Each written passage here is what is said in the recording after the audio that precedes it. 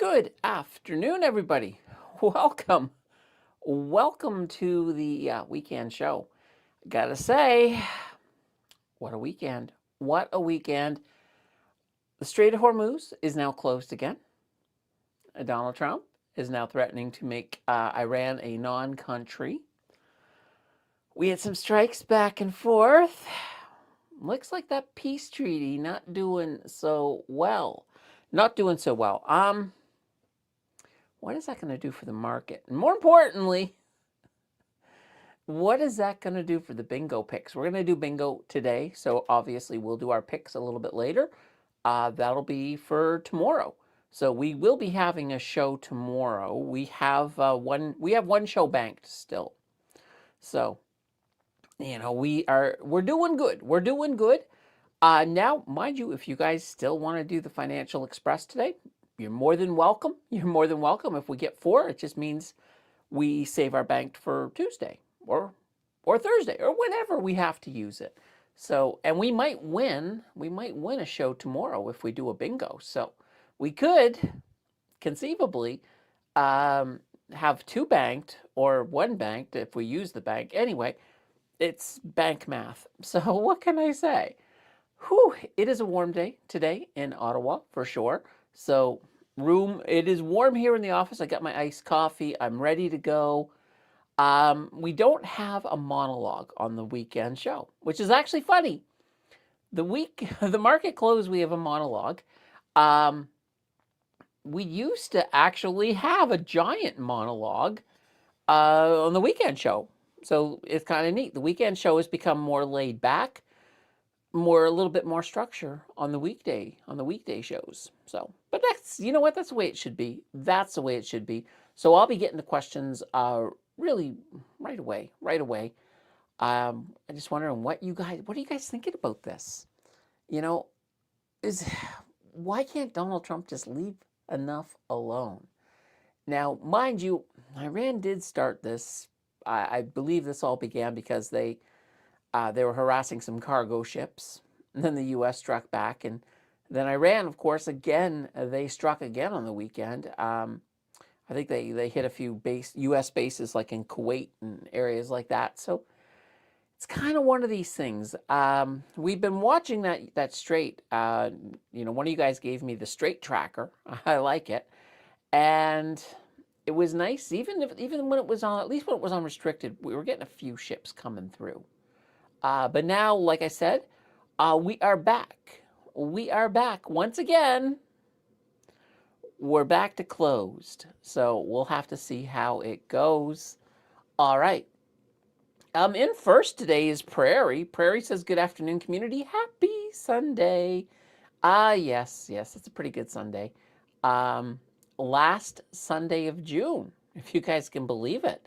So, Wednesday, of course, is Canada Day. Do you guys have plans for Canada Day? Do you guys do things on Canada Day? Or is it just a chill day? I have to figure out what I'm doing. I do have to script because I film on Thursday morning. So I normally script on Wednesday. I think I'm still scripting. I don't think anything has really come up. All right. Oh, that's me. And Prairie now says, my week in the market was strange, with the exception of Friday. Days the market was in the red, the portfolio was up. Days the market was in the green, the portfolio was down. That's interesting. You kind of got an opposite portfolio going on there. But you know what? Sometimes it's not that strange. It depends on what you're holding, which sectors are causing, because a lot of times, especially in Canada, on the Canadian market, there may be 1 or 2 sectors that are pulling everything down. And if you're not heavy in those sectors, you can conceivably be in the green that day. And also, well, sometimes it depends on what you've got in that sector as well. Samantha is in the house with a good afternoon all. A says, hi, Candace. Scott, good afternoon. Watching the soccer game. Oh, am I competing against soccer again? Oh, no. Is it Canada? When is Canada? I think now they're in if they lose, they're gone. stage of the match. So is it Canada playing today? Or do you just like soccer? Matthew says, I always look forward to hearing you live now. Okay. Opposed to hearing me live an hour ago. Yeah.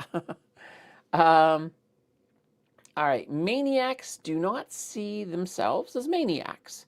They see themselves as a good person, and everyone else has the maniac. Um, yeah, that could be. And that's the thing. Like, how do people? I don't want to say bad people. I'm not going to say that.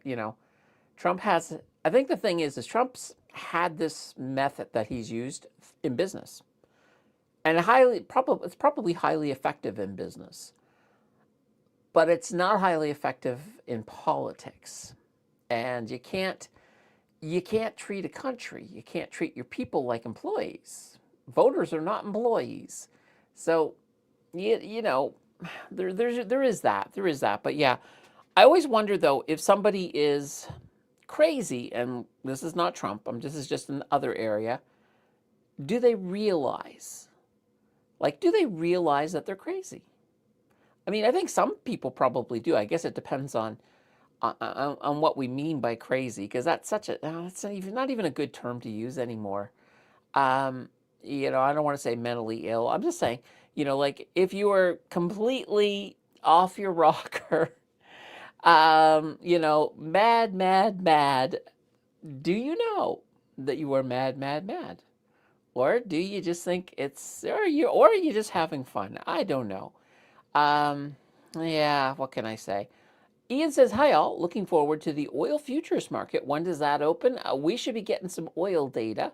Well, I don't know about the futures when that opens, but I do know that we will start getting the pricing at 6 o'clock. So basically, a little less than 2 hours, we'll be able to see what's going on with WTI and Brent. Now, I am expecting them up. I'm expecting to see some movement up. And that's the thing. It seems like every time we have a bingo, Donald Trump does something. So that we kind of it makes it hard for us to predict what, if nothing had happened this weekend, it'd be easy. The bingo would be easy. We could sit back and we could just say, this will be green, that will be green, this will be green. But can we say that now? Or are we going to sit back tonight and go, this is going to be red, this is going to be red? Because, there's still a lot of time. There's still, things can calm over just before the market opens. So there's always that as well. Just something to keep in mind. All right, King of Day is in the house with a hello all. Happy Sunday. Matthew, what is the oil futures market? So futures, in a nutshell, it's basically when you look at options tradings and you look at people who are longing and shorting, when you collectively pull that data together, it's called futures. So it gives us a general idea of what a lot of the institutional, because a lot of that's being done by institutional, where they believe the market's going. So a lot of times it can indicate where the market's going to go. It's not 100%. It's certainly not 100% at all. It can be wrong, but it's usually, so, I'd say it's better than 50-50 for sure. In some cases, so when I used to day trade, I would watch oil futures, and then I would be watching oil. And then I might have, this is if I was day trading something like HOD, which is an inverse oil ETF with some leverage on it. In that case, I'd be watching from the futures, because I could see futures move, and then a lot of times oil would do the same thing. It would follow. And then, of course, HOD would move really quickly compared to the oil price. But sometimes if I saw futures go crazy, like, for example, if it decided to fall big time, then I'm like, okay, there's a really good chance oil's coming down, which means HOD would be going up. In that case, I might move in on a trade. But yeah, it's kind of an interesting thing. So futures gives us a general idea. So we're going to look at futures. You can look at futures today. Let's say oil is up. Doesn't mean that oil will be up when the market's open. However, oil's a different kind of beast too, because oil does start trading tonight at 6. So we will know what oil's actually doing. So we don't even need to worry so much about futures. King of Day, Wealthsimple's monthly millionaire. Me and the wife won $3 each. Woohoo! Scrape that together and you can get a cup of coffee. I finally got my results. I got nothing. Like, people are winning entries. People are winning $3. Yep, won $100 in Bitcoin. I got nothing. I'm like, what the heck, Wealthsimple? What the heck? Ian says, me and my siblings spend Canada Day at my mom's acreage. We all get together and camp out there. It's our annual family function. Nice. Very cool. Prairie, wow, back to ads during the live stream. Oh no, did you get an ad? Yeah, YouTube keeps changing things. So they had done this weird change thing and then they changed it back. And it seemed like everything was back to normal. Now they've changed it again. And I'm like, no, I like the old way. I like the old way. You guys got less ads. All right, what do you think about TELUS sub $16? Are they not a profitable company? Cash flow. Is share price due to just negative reaction to sector? There's a lot of factors in there. One is, of course, yes, the sector has been struggling. Two, there's been a big some of the cash flow of of Rogers, TELUS, and Bell have been cut because of a CRTC motion, which got rid of a whole bunch of their fees. So that really cuts into their cash flow. But are they a bad company? No, they're not a bad company. I think they need to cut the dividend. I don't know if they're going to do it, but I think they need to. I think they've got enough to be. They'll be fine. And TELUS is looking at other things. They're looking at data centers. They've also got TELUS Health. I think when you pull all of that together, TELUS is going to be fine. TELUS, I think, will be fine. Prairie says, with Canada Day in the middle of the week, it's going to be a chill day. Yeah, it's always weird to have a holiday in the middle of the week. So, I don't know. It's nice to have a long weekend, but obviously not this time around. Samantha says, any predictions on what SpaceX will do this week, up or down? Well, I think it's going to be a little bit less volatile this week. I think. Now, SpaceX is kind of in this situation like, how is it going to react if the markets go crazy tomorrow because of because of the possibility of this whole Iran thing getting out of control again? So I don't know how it's going to fully react, but I do think the big movements that we've seen, I think it's going to calm down a little bit. I think, and that'll be good. It'll give us a chance to sort of get a fitting, find out where it's gonna, because we kind of don't know where it's gonna be. Right now, it's done a big move up, a big move down. Let's see. I mean, I'm gonna be watching them, of course, like a hawk. I've got an open swing trade currently on SpaceX, so I'll definitely be watching. Mary is in the house, guys. Mary's our official captain of the like button. If you have not yet hit that like button, now's the time. It really does help the channel. It pushes this out so the algorithm knows that the people are interacting. That means maybe more people might want to interact. So let's just slam on that button. And while you guys are doing that, I'm going to have some iced coffee. And the boss plumber is in the house with a hello. How do you like buying condos on the taxpayers? How do you like buying condos on the taxpayers? Okay, and I think you're making reference to the government. I believe the government has some plans to buy some condos. I haven't read too much into it, so I don't have a lot of information on that one, Boss Plumber. I had to think for a second. I do remember seeing something of that nature. Should the government be buying condos? Maybe, depending on what they're going to do with it. If you are buying condos, to create more housing, maybe. But at the same time, I mean, you know, I would need to see the full scope of it. I don't really, honestly, I don't have an opinion on it at this moment. Matthew says, I saw the snowbirds today in Moncton, Riverview, New Brunswick. It was good, but for the last show, they didn't go anywhere near all out as a final goodbye. Okay. No. Are they retiring the snowbirds? Ah, interesting. Interesting. I wasn't aware of that. All right. Rory's in the house with an afternoon. Oh, I think I'm getting a little bit of. I just noticed a little bit of jerkiness on the screen. I'm like, what's going on? All right. I think I did. I may not have, but I thought I saw some jerkiness on the video. Matthew says the snowboard show was only 20 minutes and they only did a fraction of their stunts. Oh no.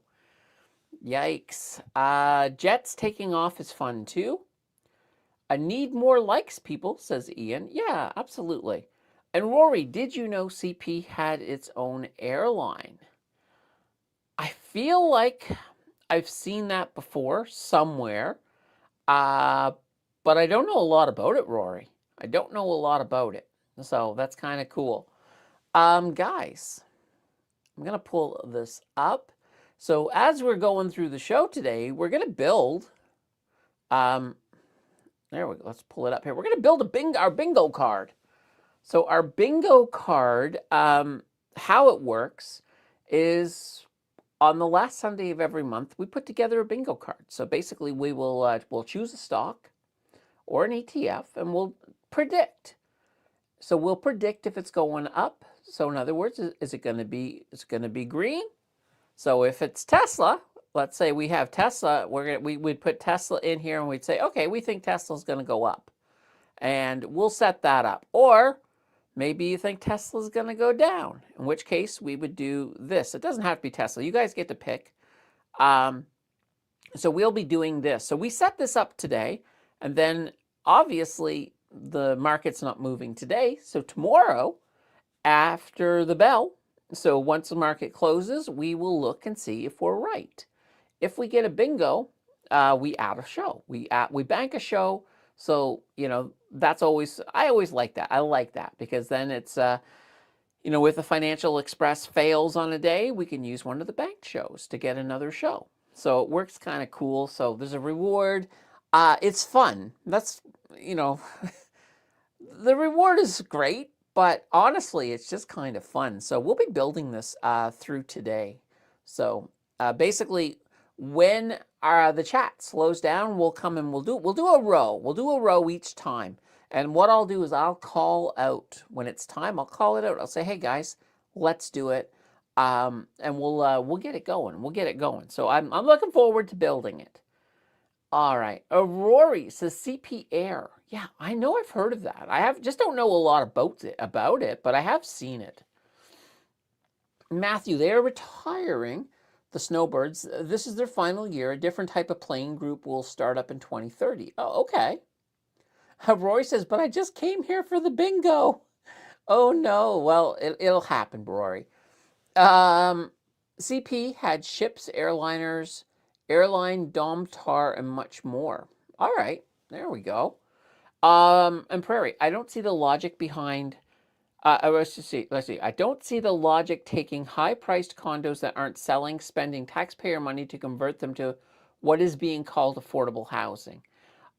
Yeah, that's the part I don't understand. Like, I don't know what kind of a deal they're getting. But yeah, if you're gonna buy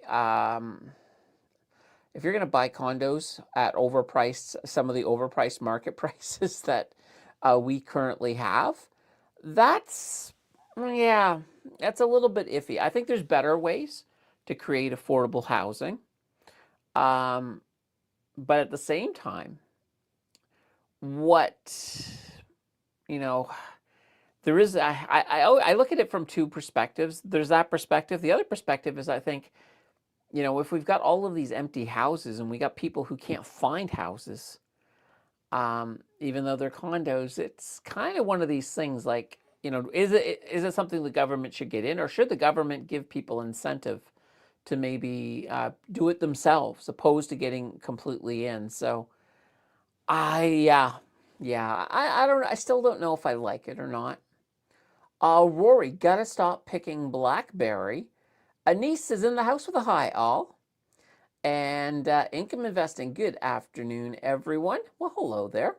Boss says probably a Cessna for the new snowbirds. Bet Brookfield will own these condos. And Astro is in. Hello, all. C-Day up. Oh, I didn't call it yet, but you know what? All right, let's do the first row. We'll do the first row. Astro get in with a C-Day up, so I need 4 more, guys. Just tell me what you think. We're going to bring the first one in here, and it's not Tesla, it's C-Day. We'll just change that over. And up. There we go. Boom, bang. We got our first position in there. We got our first position in there. So yeah, the next 4. And guys, try to, you know, let's see here. All right, CNR up. All right, let's. Okay. All right, and this one is going to be CNR. Oops. All right, there we go. All right, CNR up. All right. We got a few. Rory saying HYLD down. Oh boy. All right. All right. HYLD. H yield. And we're going to bring it down. Okay. So we're thinking H yield down. Boss Plumbers thinking Biggie's going to be up. All right. All right. Let's get a Biggie in here. All right, and we got one more. Yeah, we got one there. We got bank in there, so we got bank up. All right, let's put in bank. All right, there we go. We got our first row done. We'll do the other row here in a bit. There's no rush. There's no rush. All right, we got one row built. We got one row built. It's interesting. It is interesting. Oh, this arrow should be a little more towards the center. There we go. It's an interesting row. Like I'm looking at it. One thing that I guess concerns me in our first row is Biggie and H yield. If they're doing the opposite on here, and they usually do tend to do the same thing, but that's fine. That's fine. We're gonna leave that. We're gonna leave that be. Rory says should have picked MSTE for down.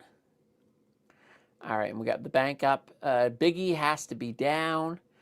We got to go with the first one, though. We got to go with the first one. Guys, all right, if you guys want to do the second row, we'll do the second row. All right, MSTE down. All right, let's do that. All right, whoops. There we go. Whoops. All right, there we go. All right, we'll put in MSTE. I mean, yeah, they have been. MSTE's been struggling, that's for sure. All right, we got MSTE down. We got VFV up. All right. All right, let's get VFV in here. All right. All right, VFV up. All right. All right. XEQT down. All right.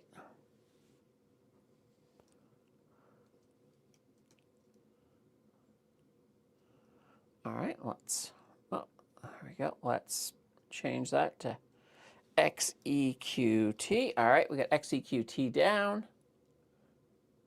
Jonathan. No, say it isn't so. BlackBerry down. Okay. At least it wasn't Rory this time. All right. BlackBerry down. Samantha says Air Canada down. Whoops. All right. Where is? There we go. And all right. Air Canada. Air Canada down. We got it. Matthew says, this is the coolest version of bingo that I have ever seen. Boss says it's down for Biggie. Oh, wait a minute. Did I mess that up? Let me just go back and check. Oh, Biggie down. All right.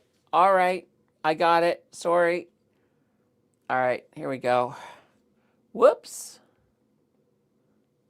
That makes a lot more sense. That makes a lot more sense. Biggie down. There we go. We got Biggie down. Okay. Whew. I'm glad because I was like, no, those two could be a problem. Let's see. Rory says I'm going all red today. Oh boy. Prairie and egg. All right, let's do that then. Looks like we're gonna have this all built really fast. You guys like building bingo. You guys like building bingo. All right. Oops. Oh, how did I do that? ENGH. Oh, let's pull that one over there. Okay, so ENGH up. ENB up. All right.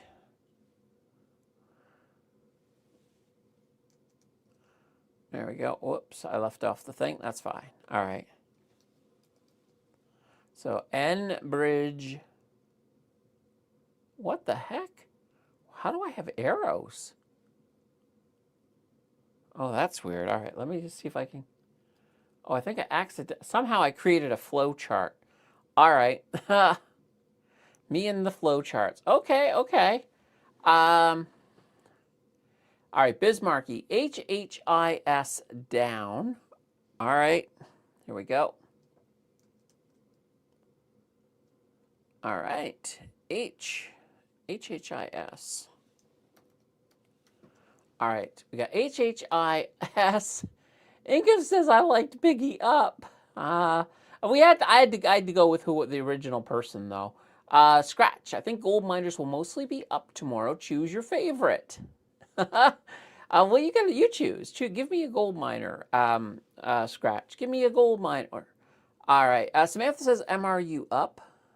All right. All right. Oops. Come on. Give me that. There we go. Come on over here. All right, MRU. All right, MRU. Okay, we got MRU. Rory saying CMCL down. Whoops, I somehow managed to get the free highlighted as well. There we go. All right. Oh boy. All right, CMCL. All right. Whoops, it did not type. Let's try it again. There we go. Okay, CMCL down. All right, income investing, HBTE up. I like that. All right. HBTE. All right, we'll see if the Bitcoin leaders can rally a bit. A says the Canadian dollar is now 70 cents US. Oh boy, yeah, that's low. All right, C and Q up. That might be an easy one. That might be an easy one. All right, CNQ up, bang. All right, HHIC down, says Claudia. All right. Okay, let's get that. Whoops. HHIC. All right. AUGO. All right, there we go. All right, let's go here. AUGO.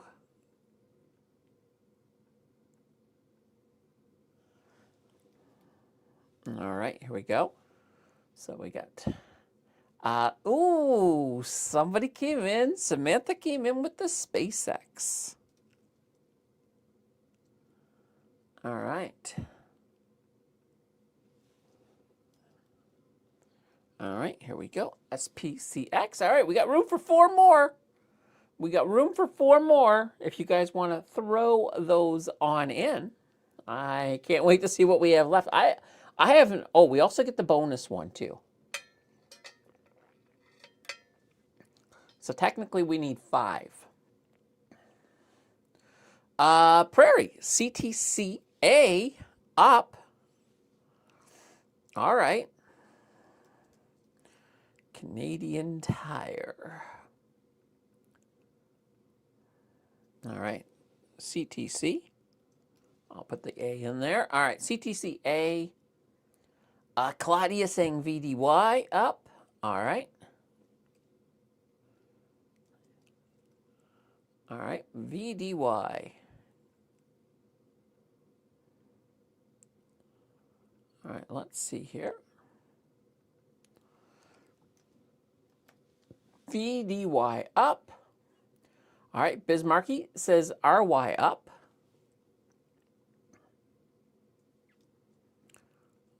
Uh-oh. Oh boy, what did I do there? All right. Uh-oh. All right, let's just, there we go. All right, I'll leave that one alone. All right, now I'll just grab this one here. All right, and that was RY, Royal Bank.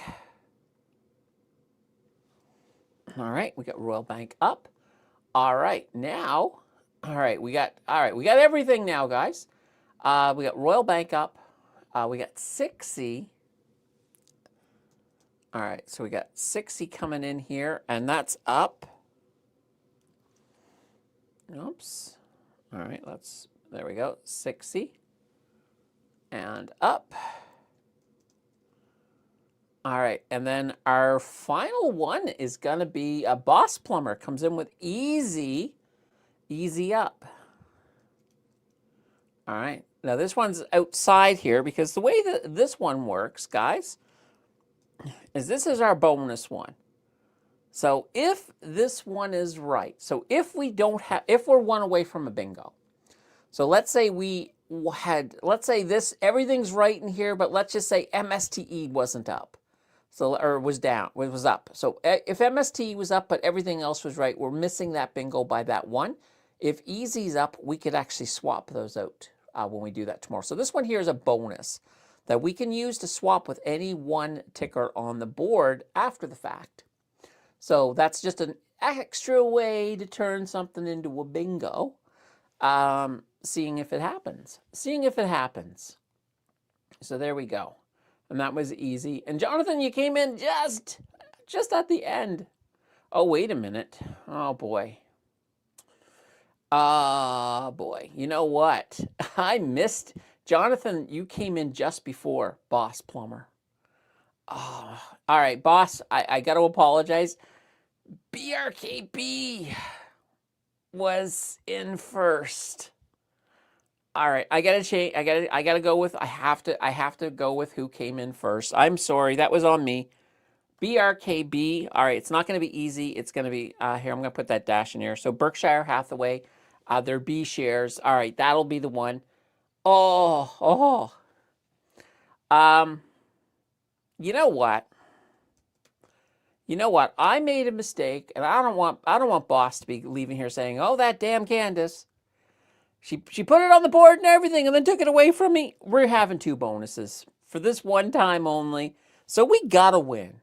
We got to get a bingo tomorrow because we got 2 bonuses. 2. All right, there we go. Rory says we should have 2 bingo cards. Well, we don't have 2 bingo cards. We have 2 bonuses. Oh, gosh. Let me leave that with me, Rory. Should we do 2 bingo cards? If we did, what would be fun? If we did 2 bingo cards, we would have to separate them. So one would be stocks only. The other would be ETFs only. Something like that. Maybe we can do that next month. I'll just have to make a new graphic to do a double card or something. I'll leave that one with me. A says, do you think oil will remain high for the next few months, even as the war issues de-escalate due to countries pulling on strategic reserves? 100%, yeah. Like right now, I think the bottom, and I know we're below the bottom. I think the bottom's going to be around $80 a barrel. I know right now we've almost made it down to 70. That's more excitement than anything else. I think once things calm down, provided provided we do get a piece. Right now that's looking a little bit less likely. But once that boils down, once we finally do have some lasting peace over there, we have to deal with the oil shortages. I think it's going to rise. I think it will rise back up to about $80 and then escalate between $80 and $90 depending on geopolitics. Boss Plumber says JJ was first. Yeah, JJ was first, but I made the mistake of missing JJ and putting you on the board. So now you're both on the board. I'm okay with that. And guys, it makes it easier. It makes it easier for you guys. Leonard says government is bailing out condo developers because they can't sell their two-bedroom $1 million condos. Instead of forcing the development to lower prices and take a loss, taxpayers pay. Despicable. Once again, I haven't seen the details, so I can't really comment too much on it. Like, I don't know what exactly this deal's going to look like. Because I have a hard time, and I hope that you're wrong. I hope that they're not paying like full dollar on these because, yeah, like, you can't be paying $1 million to buy a condo and then just turn it into affordable housing. You're never going to get your money back. I'm not even saying you have to get your money back, but you don't want to take a big loss on this. And that would, to me, would sound like it's a big loss. So, yeah, I could see that as being a bit of an issue. So, yeah, I would like to see the details on that. I haven't seen it, so it's not fair for me to really comment much on it until I've seen those details. But in the worst case scenario, yeah, I don't think it's a good move. So we'll see. I mean, we'll see what that's going to look like. We'll see what that's going to look like. Prairie, I question that the developers would be taking a loss if they drop the price. Yeah, it really depends. Like, there's other ways. I would say something along the lines of, I don't know how I would do it. If I was looking to create some affordable housing, the problem is every good way I can think of to do it would basically be more of a temporary thing. And I don't know how many people want that. Like, if you've been struggling to find a house, you want to be given a house and sort of saying, okay, here you go. Here's a nice affordable place, but you can only have it for a little bit. So that I would have a problem with. But yeah, this is just going to be one of these ones. I really wish I would have. See, Saturday is my what do we call it? My I do nothing day. I do nothing. Although yesterday I did answer a few comments, and I was just like, no, I shouldn't be doing this. But Saturday is my just my one day a week that I do absolutely nothing. So I feel like I should have been reading up a little bit on this yesterday, though. Boss says that's for Vancouver. If they do the same into Toronto market, that will flatten the system. The construction, so let's see, the construction companies took the risk to build and didn't pan out. So I think it's okay if the government comes in and buys them at a discount. The simple reality is we need housing in Canada. Yeah, we do need housing. And that's the thing. I don't know if there was a discount involved. If there's a discount involved, that makes it considerably better. Obviously, the bigger the discount, the more happy I would be. But, nonetheless, I wouldn't be happy if they were paying full price. And here's the thing, considering you're in a situation where, you've got all of these empty houses and the people who own them are losing money.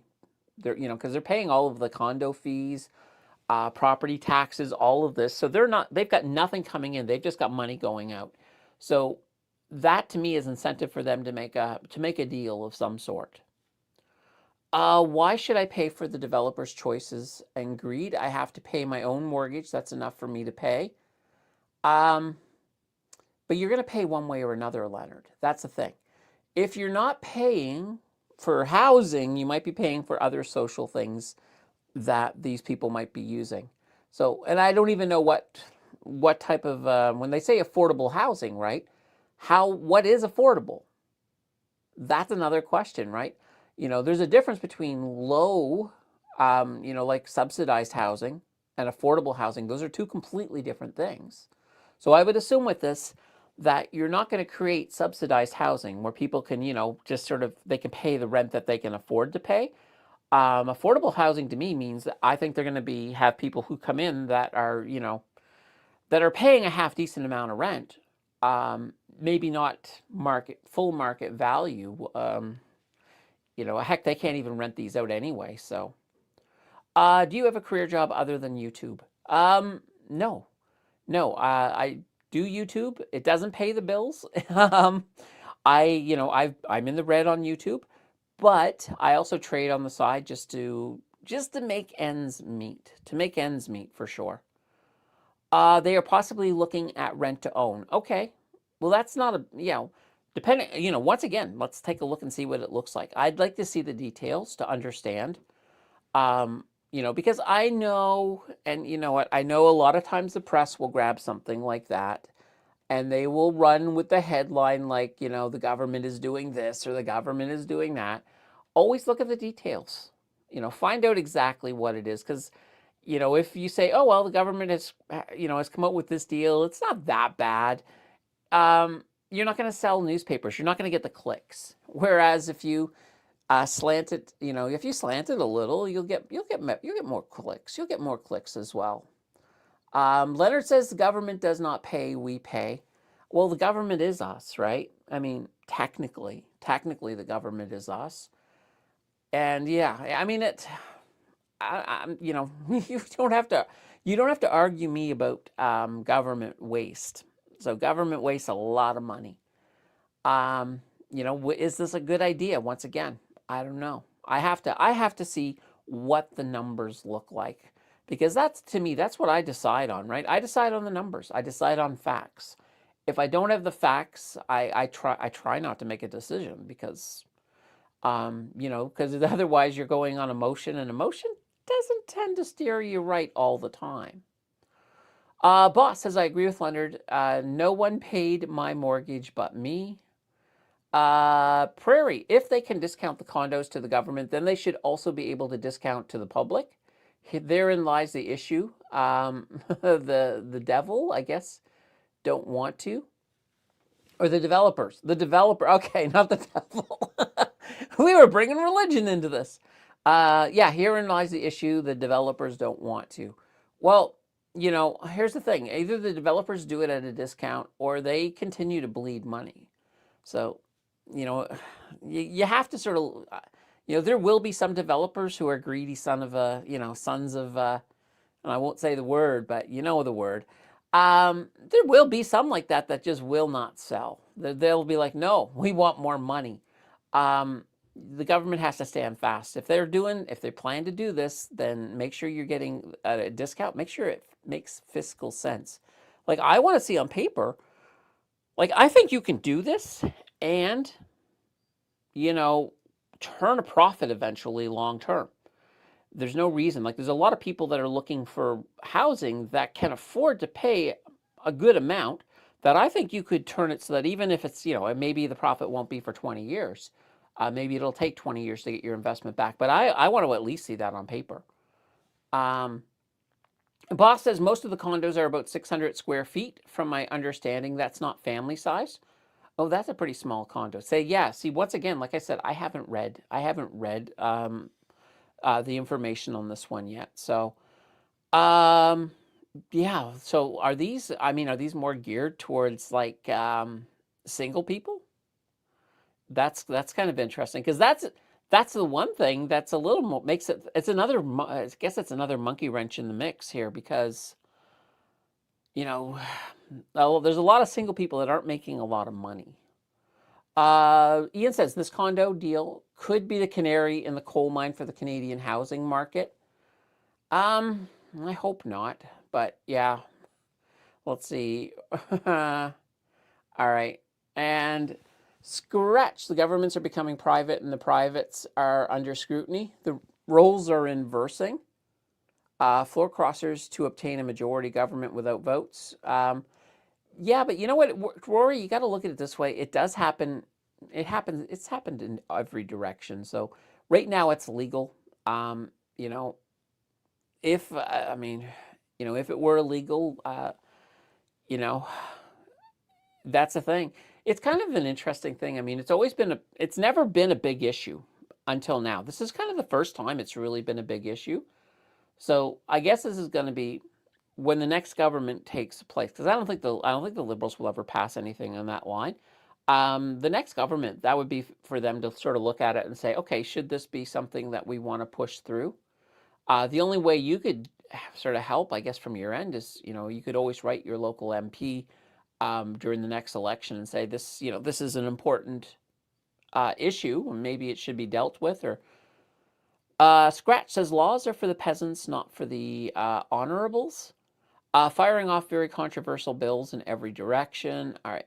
As far as if the current government is popular, it depends on where you go to get your news. If you like it, you can find positive news, and if you don't like it, you can find negative news. Yeah, yeah.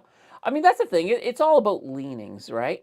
So this is what I do, and this is gonna sound like an ad for Ground News, but it's not.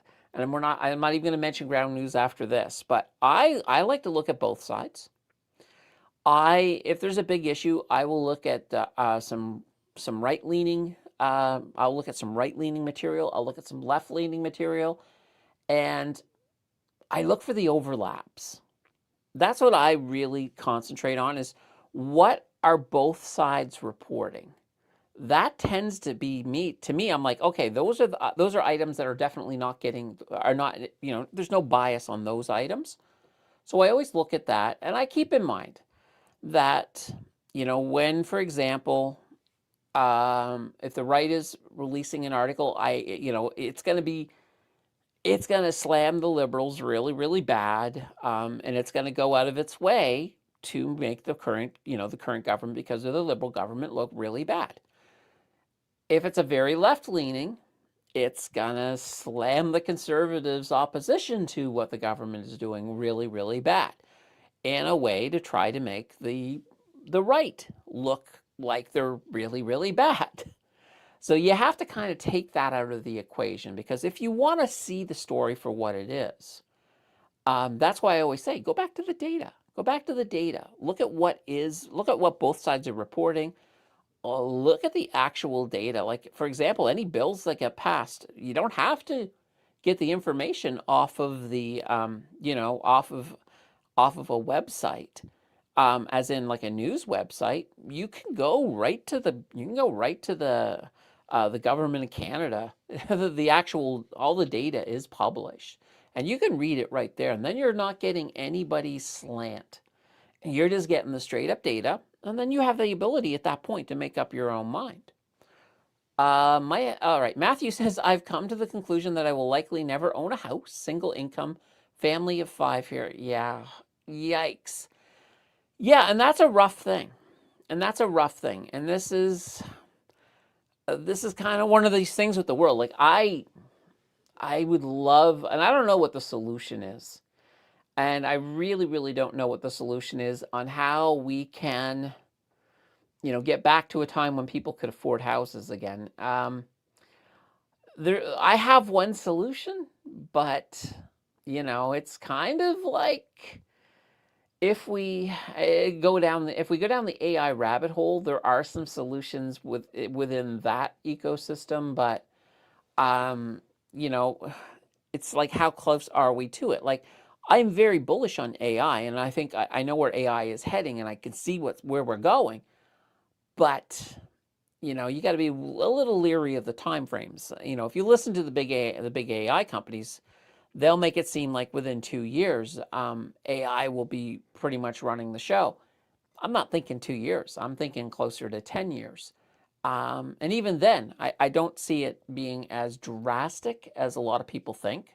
So you gotta always take things. You gotta use. You gotta really think about stuff nowadays. Boss says, so on that logic, we should get bailed out on MSTE. Why should we be bailed out? We made a poor choice. Yeah, I'm not saying anybody should be bailed out. I'm saying what the government needs to do is, all right, so look at it this way. The government has a need for affordable housing. Great. I think everybody can agree on that. So their strategy has to make sense. So, it has to be fiscally responsible. You know, can you take a small loss? Yeah, you probably can, because it is a big problem. And it's kind of like you're going to sink money into that problem one way or the other. And that's fine. But let's see the details on this. And let's see that we're not getting completely whitewashed with it. We want to see it that, it kind of makes sense on a long term, and that it's not a situation where, taxpayers are paying out of their, paying like big time to try to subsidize rich landlords. That we don't want to do. And as Prairie says here, the government shouldn't be a landlord. I agree, 100%. The government should not be a landlord. So whatever this deal works, like the government needs to be kind of more of a broker. So the deal itself should be between, whoever owns the house. I don't think the government should buy and own the house. So, and I haven't, like I said, I haven't looked at the details yet on this.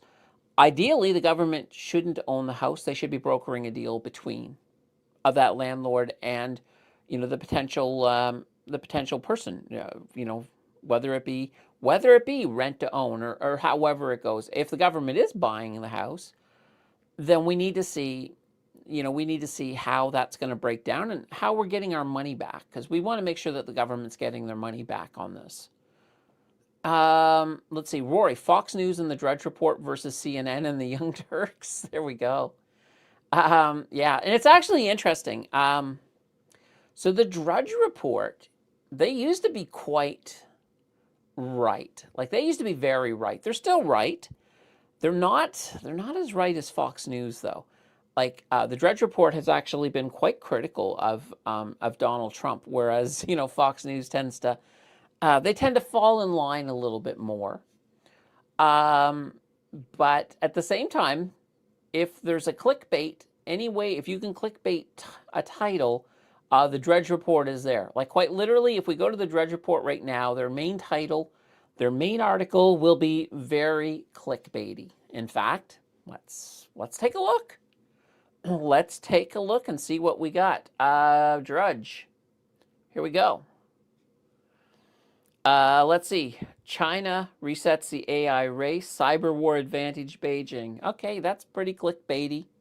That's pretty clickbaity, and that's kind of what I've been talking about. All right. And let's just go over here to Bitcoin here for at least something moving sideways. Boss says, I want honest news, the plain truth, zero spin. Agreed, 100%. That's why I'm always saying it's hard to get, a news source right in the middle. It really is.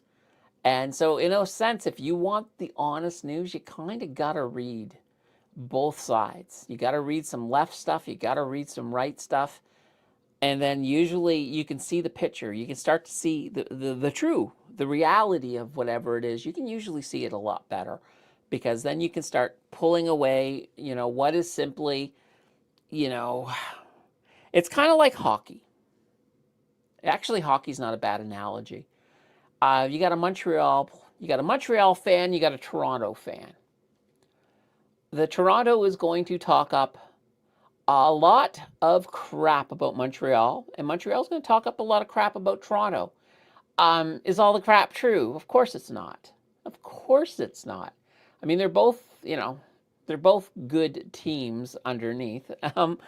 Is there going to be some truth? Sure. Toronto's going to do dumb things. Montreal's going to do dumb things.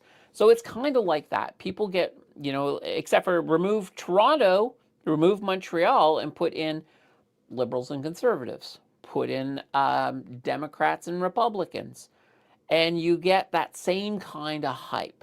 Like, there are people who maybe you don't even believe, like there might be some kind of a propaganda that comes out from one side against the other, and it's, it's kind of flimsy, but, you toe the party line.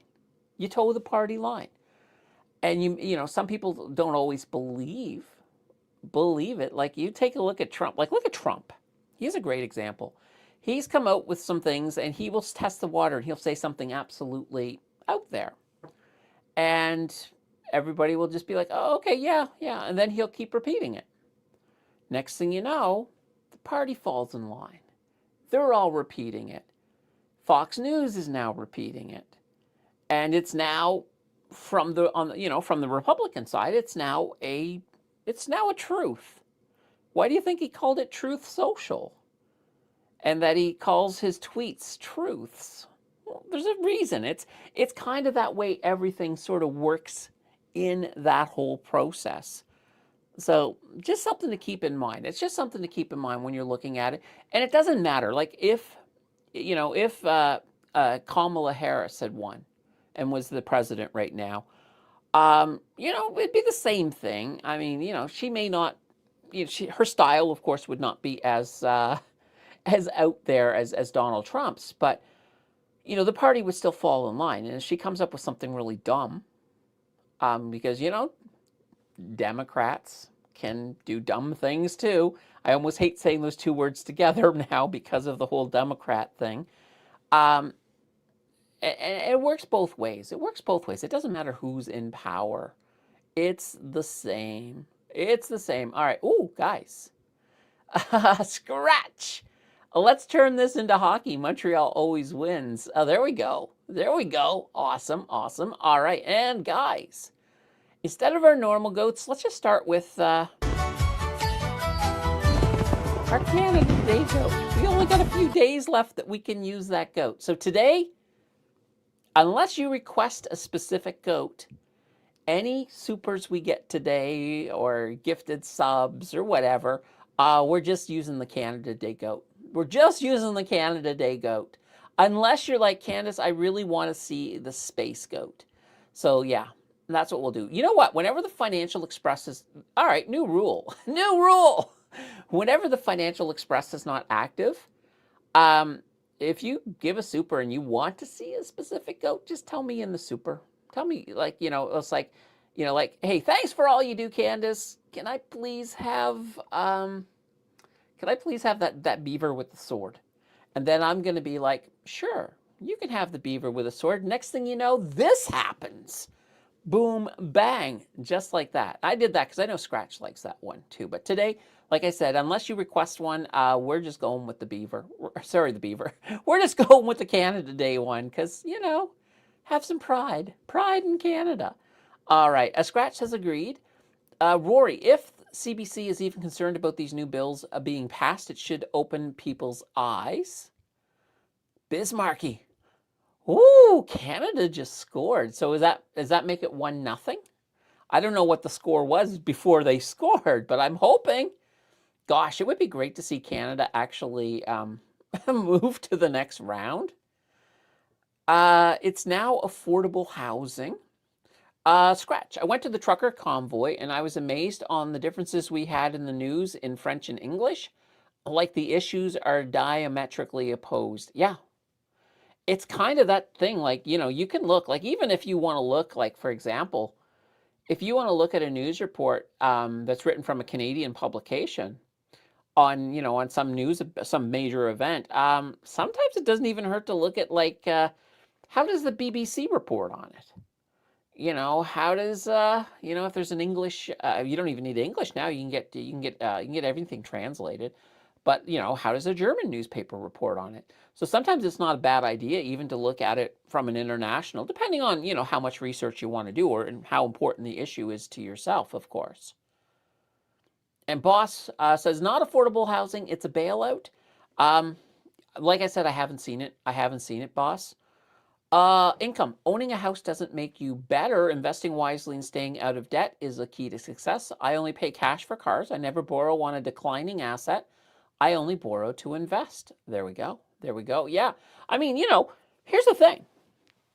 Like, if you need a car, buying a new car is probably the worst thing you can do. For the simple reason that it depreciates. I mean, the second you drive it off the lot, it's already started to depreciate. So you can get a pretty reliable, half-decent automobile that is used. And honestly, one of the things I usually recommend is look at the private. Don't just look at the used car sales lot. Look at people who are selling it privately, because a lot of times you can get really, really good cars from seniors who have decided that their driving days are finished and they just want to sell the car. A lot of times they may not have, like they may have a great car with very little mileage. So sometimes you can get some insane, insane deals. Now, another option, and I don't know how often this happens anymore, but I used to know this guy. He used to go to police auctions. So eventually, like the police, all of the things that they take in crimes, they eventually auction them off. And he used to get cars, like they used to auction cars off all the time. And he would get half decent looking cars that might need a little bit of work, or maybe they don't. But he used to get them at great prices. I remember he mentioned once he got this car and he said there was a couple bullet holes in it. I was like, okay. But there's many ways you can get an affordable automobile for sure. But that whole point is, and even if you're getting older, maybe your kids are gone. Maybe, you've got a big house. Why maintain a big house if it's no longer fitting your size? You could downgrade to a smaller house, sell your house, downgrade to a smaller house, and take that profit and you can invest with that profit. So there's lots of things that you can certainly do. My mom sold her house, and now she lives in. She's now renting, and she's just like, why not? I've got, she got more than enough money from the house sale that, she can keep, it'll pay her rent for a very long time. So, and plus, she was by herself.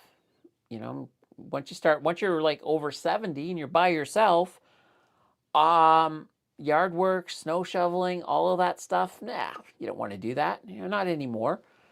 So there's always options out there for sure. So yeah, not a bad idea, income investing. All right, A says, I think it's fine for the government to bail out, but they should get equity so they can make interest in at current market price, not inflated builder price.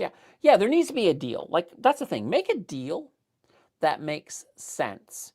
I don't mind. Like, I don't mind if the government has to kick up a little bit of cash up front, as long as they're getting it back. And that's the thing. And this all has to translate. Like, if the government was fully responsible with cash, then we could get to a point where we don't have, they don't have to tax people as much. That would be really, really, really good. I would love to see taxes come down for Canadians. Rory, I'm glad I don't take any advice from the Motley Fool. Oh, God. Oh, God. Yeah, I do not, I do not like the Motley Fool. Now, in fairness, their free stuff is usually their best stuff, which is kind of ironic because they're trying to get you behind a paywall. I knew somebody who was behind the paywall and was posting everything they posted on Reddit. So I went in and I was looking at a lot of this stuff and I'm like, my God, this stuff is garbage compared to, the free stuff. And that's the thing. They put their best stuff up front. You look at it and you say, oh my God, this is awesome. Imagine what's behind the paywall. Then you start paying them. And then you're like, oh, crap. This stuff is garbage. Rory, Oilers hired Babcock. I wonder how many players want to flee Edmonton now. Good question. Boss, look at Seattle. See what the government did with spending and taxing. The state of Washington is dead man walking companies, leaving jobs, gone because of taxing companies. Yeah, I mean, that's the thing. I mean, you have some states in the US, like California, for example, with taxes that are just absolutely crazy. And sometimes really high taxes, they can drive people out. And well, Elon actually relocated, I think, a lot of the Tesla offices to Texas because of that. Let's see, Rory. California is the ultimate guinea pig in terms of max exodus due to state policies. Oh, there you go. Prairie says, Beaver with the sword always gets me to laugh. I know. Matthew, thank you for the good advice. Since the pandemic, used cars or secondhand cars have become increasingly difficult to get. They have, yeah, absolutely. And that's the thing. They definitely have gotten a little bit more difficult. So, you know, that's what, once again, private buyers. Private buyers is still, I still think it's the best way to go. Rory, Beaver and Shield is on the CP Rail logo. Is it? Is it really? All right, I got to look at this. It's time for an episode of Candace Google Stuff. All right, CP logo. All right, let's take a look here. Oh, yeah. Look at this. Let's pull this one up here. Yeah. Look, there's the beaver. There's the shield. What's the beaver sitting on? Oh, it's a branch. All right. So yeah, these are their older logos, but this was the one here. The one I'm looking at right here. This is from 1886 to 1889. Good call, Rory. Of course, Rory, you are a railroad guy, so. Boss, Mexican News says Canada is not going to CUSMA meeting. So what will be the outcome if our government doesn't care enough to attend the meeting? I don't know what's happening with that. So I'm not sure if I can't see Canada not going. So I don't know, boss. I have not heard. This is the first I've heard of this. So I don't know what's going on with that. Now, obviously, yeah, the meeting, it's this week. So yeah, we got to take a look. Let's see. Rent in Halifax is $2,400 a month. That's crazy. That's crazy. I mean, I was renting. Now, mind you, I was renting in Lower Sackville, not that long ago. Really nice size 2-bedroom apartment, and that was coming in at about $1,600, and that was before the pandemic, though. I think the pandemic prices just went crazy, like $2,400. How many people in Halifax are making that? Halifax is kind of, well, Nova Scotia overall in general, they tend to have some of the lowest disposable income in the country. So these rents are really, really high. And unfortunately, a lot of people are being forced into, it's like, hey, do you want a roommate situation? No? Well, too bad. You don't have a choice. That's what's happening in a lot of, especially for a lot of younger people, even people in their 30s. Scratch. Oil was at 72 at the start of the show and is now at 70. We might get some good buying deals this week. Oh, interesting.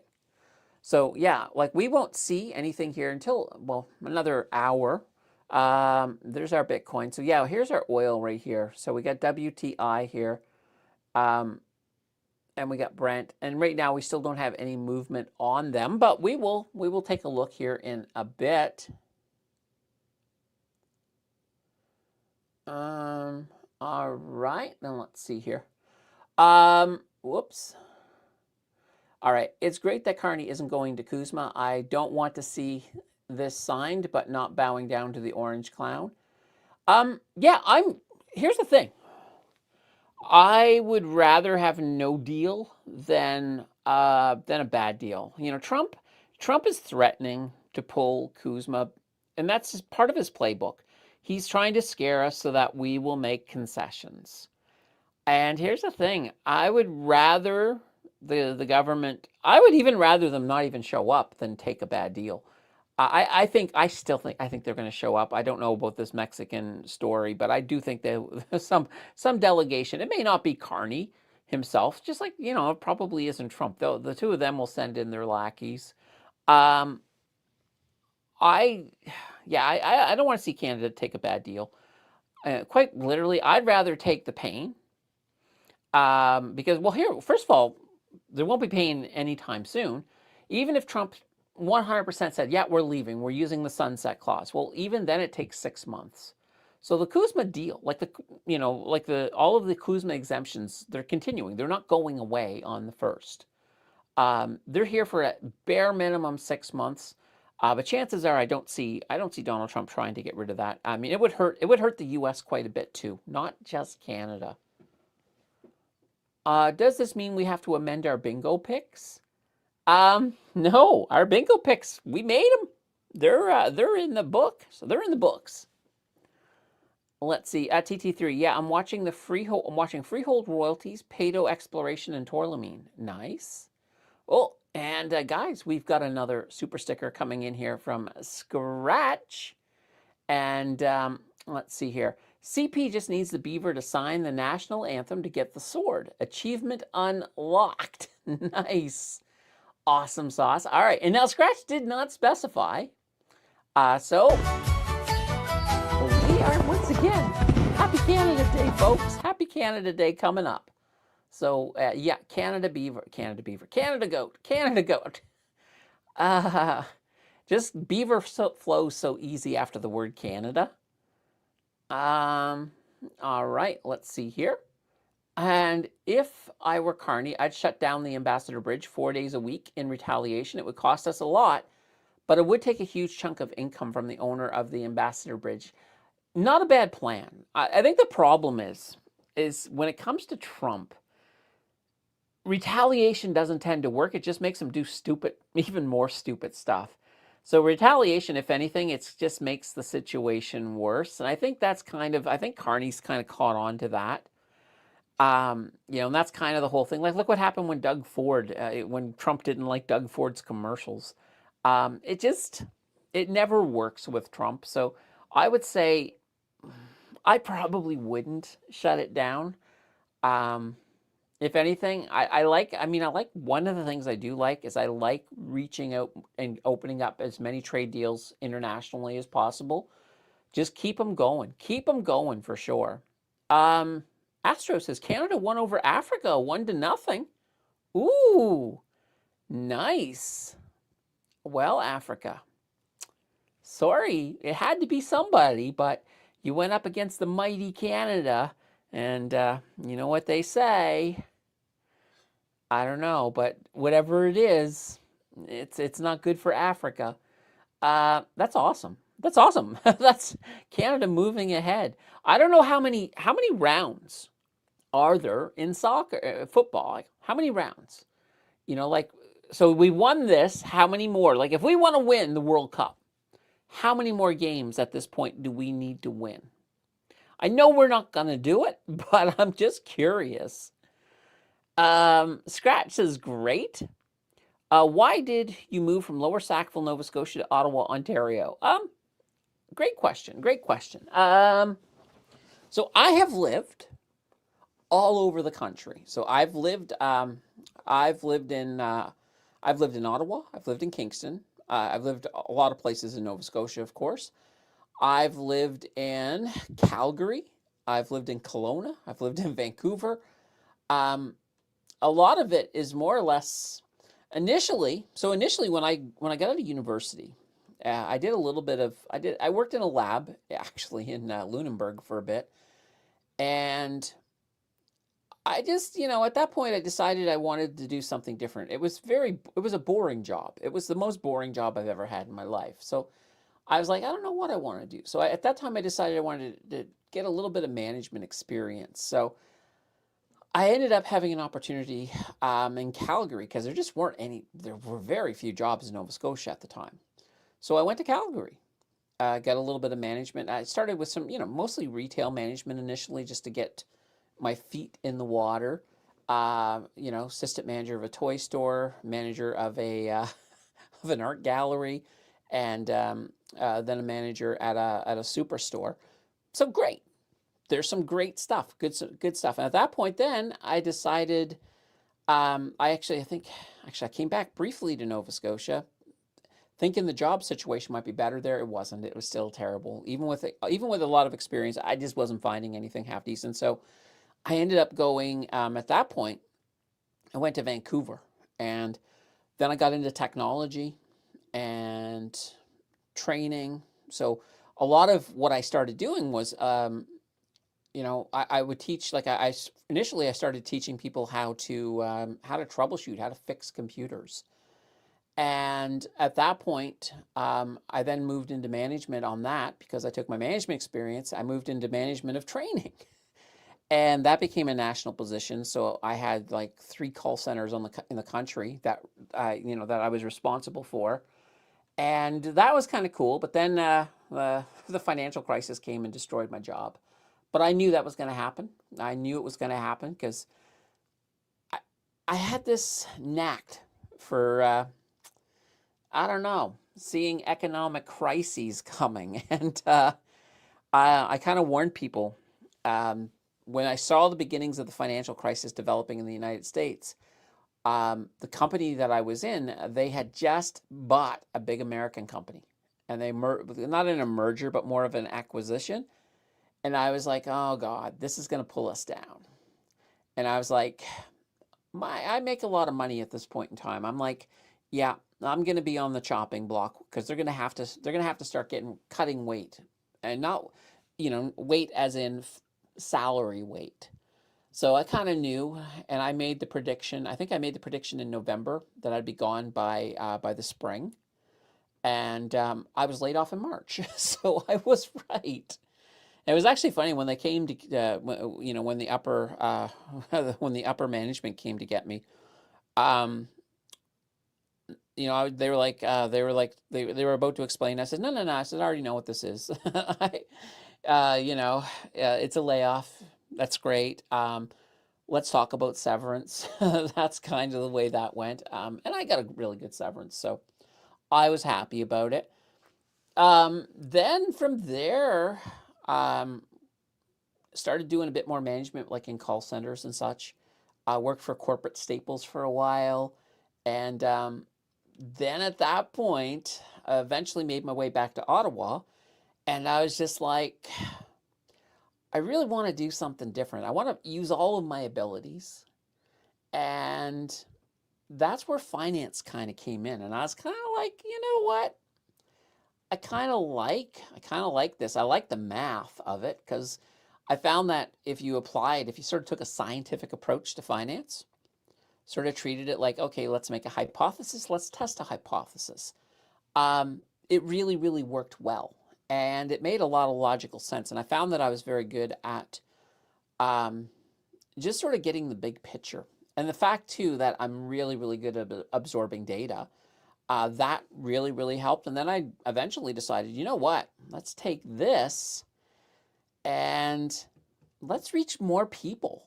And the best way to reach more people is, well, YouTube. YouTube's a great way.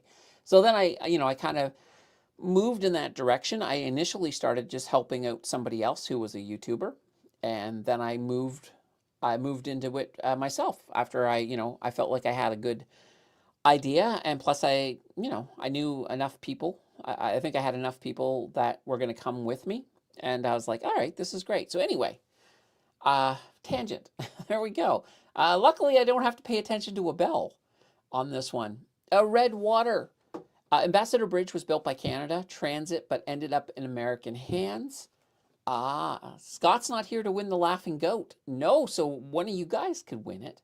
You just got to just say something funny. Heather flies in the house. Yay, Canada goat. I know. Watching Canada win. Congrats, Canada, on the win over South Africa. Oh, is it South Africa? Okay. Awesome. Taco. Trump always chickens out. Yep, for sure. South Africa. All right, what do you think of the Canadian banks? I bought TD in the 70s, but I'm starting to sell part of my position. The stock chart looks like a hockey stick. All right, let's take a look at TD for a moment. There's a heat map. We don't need that. And that kind of rhymed. All right, we're looking at, oh yeah, TD. There we go. All right, and I'm gonna, you know what, let's go. Let's actually we'll go to the 20-year. Yeah, here's your hockey stick in a way. Look at this. Yeah, that is. Yeah, this is huge. Like, the banks have absolutely exploded. When you look at something like this, you're thinking, dear God, they got to come back down. They got to come back down to earth. They can't keep moving at this pace, and that's probably true. I don't see them coming back down to to $80. If the banks were to fall to $80, we would have definitely more problems for sure. Even in a bear market, we're still looking at about a 25%. So that's like what That's like what, maybe $50. So I think in the next bear market, the banks will probably be, they might, like TD might go down to 120, something like that. So yeah, here's the thing. So when you're looking at something like this, Navi, um, you kind of have to sort of take a look and say, well, gosh, you know what? They're due a correction. And I think they are. I think absolutely. So I would look at it like this. Like if I wanted to get out of this and start taking these profits, it's like, you might be thinking, because if we come in close, let's come into the 1 year, you might be looking at this and saying, oh, okay, what if it goes up higher? I mean, what if it keeps going? What if it keeps defying what everybody thinks it should do? And that's what it has done. That's what it has done. What do we do? I mean, if I sell now, what if it goes up to 170? Sorry, it is at 170. What if it goes up to 180? That makes it a bit more of a difficult position. So, I mean, one way of selling is if you're kind of on the fence and you're like, I'm not sure, because you don't have to sell everything. You can always do a dollar cost selling. So it's like dollar cost averaging, but you're kind of doing it on the sell. So for example, if you're looking at it now and you say, you know what, I'm in so much profit, I should just take some. Well, yeah, you could always say that, you know what, I'll sell. So let's say you had, I don't know, let's say you had 1,000 shares. You may have more, but I'm just using 1,000 for a simple number. So you might say something like, okay, you know what I'm going to do? I'm going to sell 100 shares every month. We'll just sell 100 shares a month on Tuesday. First Tuesday of every month, we're going to sell 100 shares. And that way there, you're slowly pulling profits off. Now, mind you, if you do have a big correction in there, or there's something that happens, this is kind of the thing. Like, normally with a dollar cost averaging, you just buy no matter what. There's always exceptions. I mean, if you're doing dollar cost selling and all of a sudden, let's say we had an Independence Day, let's say we had another Liberation Day, obviously you're not going to sell on Liberation Day. You'll be like, okay, I'll stop the selling for now. Let's give this a chance to recover, and then I'll let the selling continue. So there's always ways. There's many ways that you can approach this to take some profits, but it doesn't hurt to take profits. Now, normally, if I had been in TD for that long and I was deep in profits, it's probably, no doubt, it might even have a bigger share of my portfolio than I like. For me, I don't like an individual stock to get above 5%. Now, I'm okay if it's something like a Brookfield Asset Management or a Canoe because, it's holding underlying assets. So I kind of treat it like an ETF because of that. But if it's just a straight up stock like TD, 5% is my max. So if it pushes a little bit above 5%, I'm not worried. But if all of a sudden I'm looking there at a rebalance and it's like 6 or 7% because it's so much valuable, I'm going to take as much profits as needs to knock that back down to 5%. So that's another way to sort of look at it as well. All right.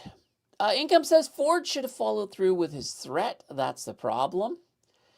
But that's the thing though. What would have happened if Ford had cut off electricity to the Northeast? I think you have to be careful with Donald Trump because I just don't see him as being super reasonable.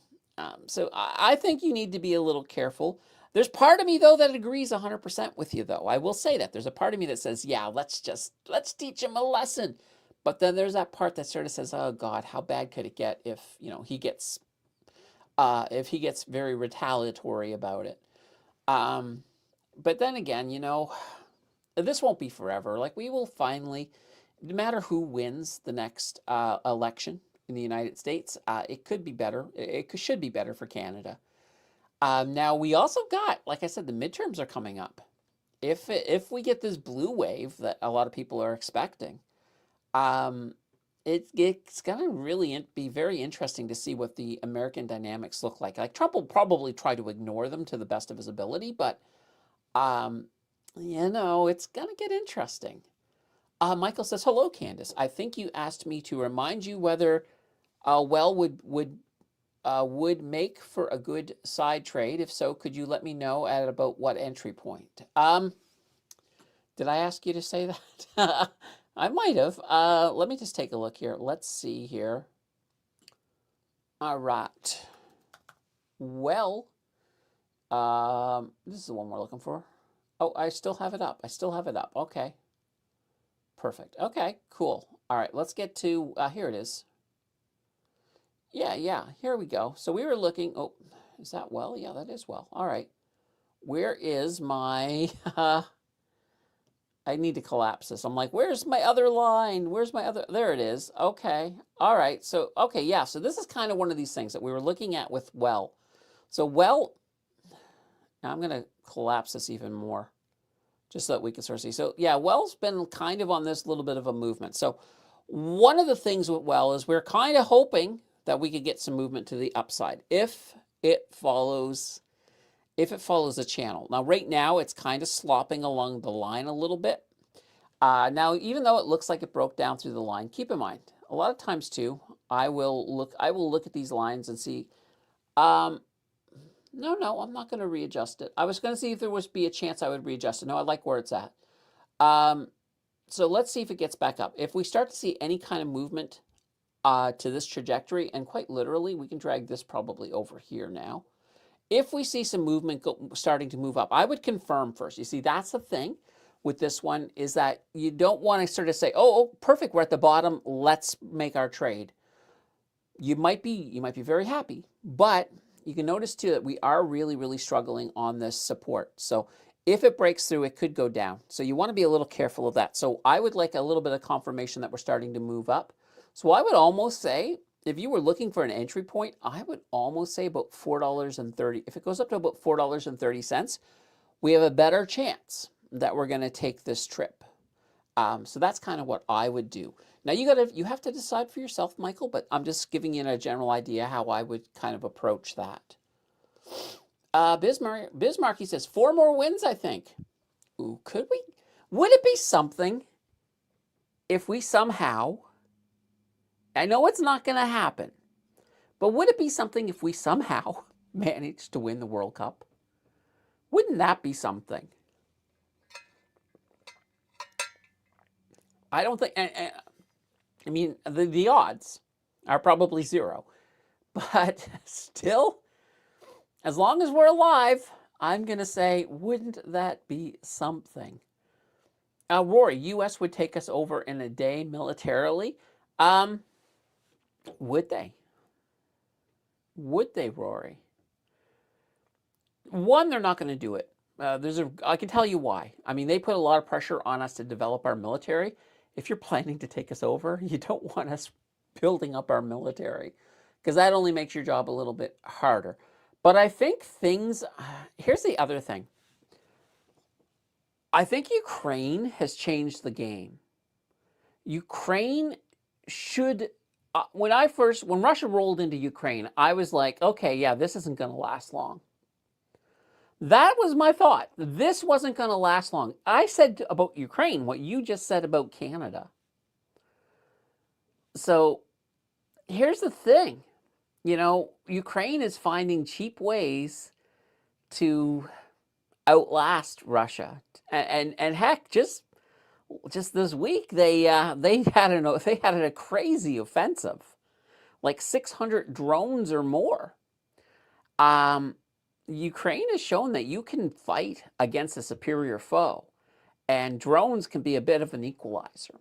And that's what we've been seeing, and they've been holding out really, really well. And now they're doing a lot better now, as they're not asking for missiles anymore. Really, they're looking they just keep on deploying these drones, and they're doing really well with them. So I kind of feel like we got drones. I kind of feel like we could take a play out of Ukraine's playbook, and quite literally, if the U.S. tried to take us. Now, the one advantage that the U.S. would have compared to Russia and Ukraine is that we're all lined up along the border, so they don't have to actually take a lot of land before they pretty much have most of us. But even then, they would never try it. The other thing too is we are a member of the Commonwealth. There's like every country, like Europe would be helping us. They'd be giving us ammunition. They'd be giving us drones. Australia would help us. Russia would probably help us too. They'll be like, here you go. Because everybody right now is kind of against the United States. In a way, it would almost be the world against the United States. So it's never going to happen. A scratch. The Carney-Trump drama feels more like an old battle not solved yet between the British Empire and the U.S. Empire. I know. Scratch. Hide until winter and then strike. Yeah, exactly. Aurora, you sunk my canoe. That's in 2 weeks. Rosie, I find it funny when Trump can't call it Kuzma, he calls it USMCA. Yeah, that's because he has to put US in front of everything. He's just, yeah. And here's the thing, I can't wait to see how long it takes for the next president to change the Gulf of America back to the Gulf of Mexico. Happy, just in the water with Katie sitting on a wood plank. Awesome. The reality of your statement, Rory, is very true. Canada doesn't have the ammunition, let alone the people to expend it. Yeah, but once again, I really think, I think you're underestimating Canada, guys. I think you're underestimating us. Brian says, good afternoon, everyone. A scratch. Looks like that one didn't translate well. The Union Jack would raise alongside our Alberta and Saskatchewan flags. Oh, I wouldn't say that. Rory says it does anyways. Well, TT3. The Canadian Armed Forces has experienced remarkable increase in recruitment, achieving its highest enrollment numbers in 30 years. Yeah. Well, I'll say a couple of things. For one, and I don't know how true this is now, but in the past, the Canadian military, so the Canadian Air Force, were some of the best pilots in the world, like the best trained pilots in the world. So, I think Canada could put up a big fight. I think we could make it very hard for the U.S. if they tried. Income investing. Lived in Ottawa 5 years. Loved it, but 1990s recession forced me out. First to Sault Ste. Marie, and then west to Regina. The move west was the best decision I ever made. The West is nice. I mean, and the prairies heck, the prairies is very affordable too. Matthew says, thank you for sharing your life with us, Candace. That was very interesting. Hey, no problem. Hey, I'll go off on tangents all the time. Scratch. Repos in the 22nd Regiment says that we have issues with African immigrants who joins the force and are rivals in their home countries. Worse, they don't respect female authority. I don't know anything about that, but okay, interesting. Let's see. Lisa says I'm way up on my TD position, but I'm holding. All right, fair enough. And Boss says, and the amount of people leaving the forces is also increasing. It's not a good situation. They also lowered the standards to get in. Yeah, I don't know how. Like, I knew a guy who was trying to get out of the reserves. He wanted to get into the Navy, and boy, they put him through the ringer. Like he had to go through. I think most of it was physical. He had to train and train again, and then got rejected and trained some more and got rejected, and finally, after a lot more training, he finally was able to hit their standards and get himself in. But I was just like, wow. And that was back in that was the 90s, just right around 2000. Scratch. People come here and join our army. Don't expect those people to defend your rights. PED has 3 times the amount of oil to rally to $30. PED closed at $15.41 plus $3.51 or 29.5% on June 26th after opening near 12.05 and hitting intra-high of 1682. Volume spiked. PED. Let's take a look. Oops. Let's pull it up. All right, here we go. All right, Pedivico. There we go. Oh yeah, look at this. Look at this. 29.5% up there on Friday. That's not bad. That's a huge jump. Like, look at this, from $11 to $15. So that's pretty darn good. I'm gonna back out a little bit. Okay, so yeah, they you can sort of see they've struggled a little bit here, but that's fine. That's fine. So did the sector. So did the sector for sure. Now these guys are oil, I believe. Let me just see here. Yeah, strategic oil and gas assets in the Rocky Mountains. So yeah, this is an interesting one for sure. Um, you know, it'll be interesting to see. If we do have oil go up tomorrow, that could be interesting. But we'll find out soon enough. Soon enough. We got about 20 minutes till we should start getting some data. All right. Brian said, my dad won $1 million in 1992. He always said that out of all the stocks he had owned, the banks were always the most stable stocks.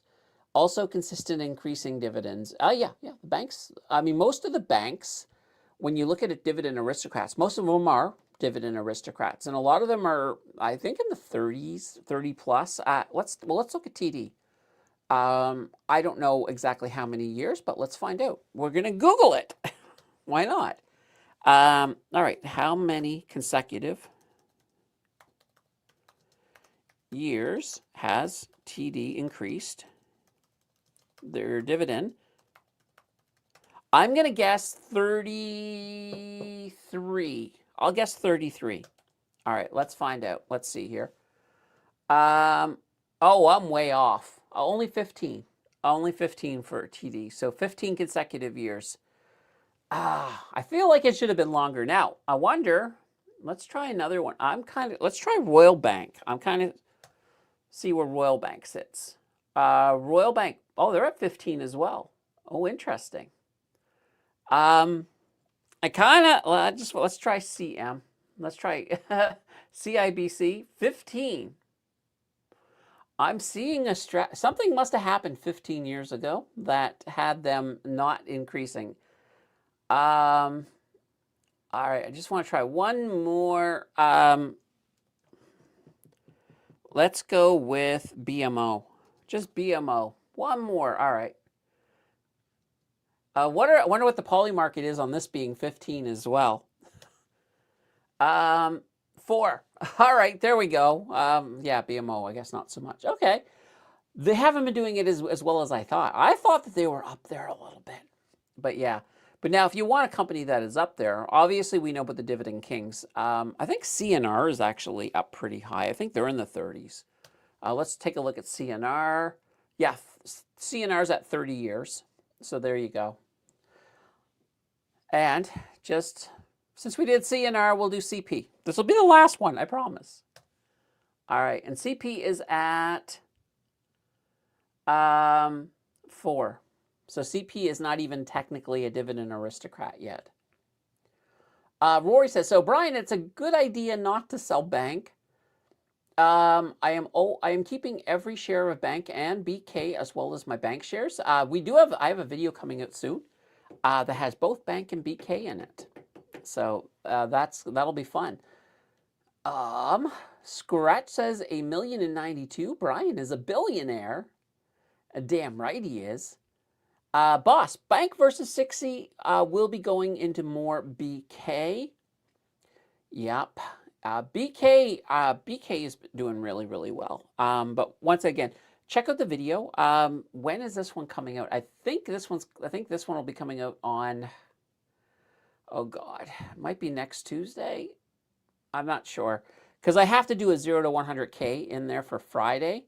And I think, or wait a minute, I don't know now. I am working on so many videos that I'm like, which one is next? I have to actually look and see. Brian, not me, Scratchy, my dad and his stepkids. He retired with the win and passed away in 2017. The money went to his stepkids who were like vultures. Oh gosh. Scratch says, don't get fooled. Ukraine is doomed. Well, yeah, if that's, you know what? Yeah, Ukraine is going to be hurting. No matter how this ends, Ukraine is going to be hurting for a long time. There's a lot of damage there. And here's the thing. If Russia just doesn't decide to get out of Ukraine, there's always that danger that, Russia decides to take it to another level. It's always a danger. I'm hoping that's not the case, but yeah, Ukraine's in for a world of pain for a while. And I don't think Putin has any desire to get out of it. Even though he said, even though he has hinted that peace talks is something he's open to, I don't think he really is. Boss says guerrilla warfare is tough to deal with, but who's going to support Canada financially? Um, I think the UK. I think the UK would help. It's not going to be a situation. Now, here's the big problem. The first problem is that in the initial part of the war, we're on our own, no matter what. You can't even get supplies and stuff to Canada in any amount of time.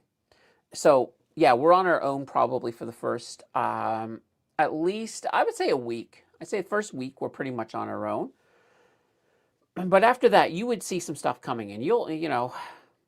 Nobody's going to just let Canada, get bulldozed over by the States. TT3, I'm learning to fly drones. Ukraine could help us maybe. Yeah, well, they could certainly give us tips. Matthew, do you pay for a subscription to TradingView or do you use the free version? I was just noticing the website you were using. We had a look. Yeah, it's the free version.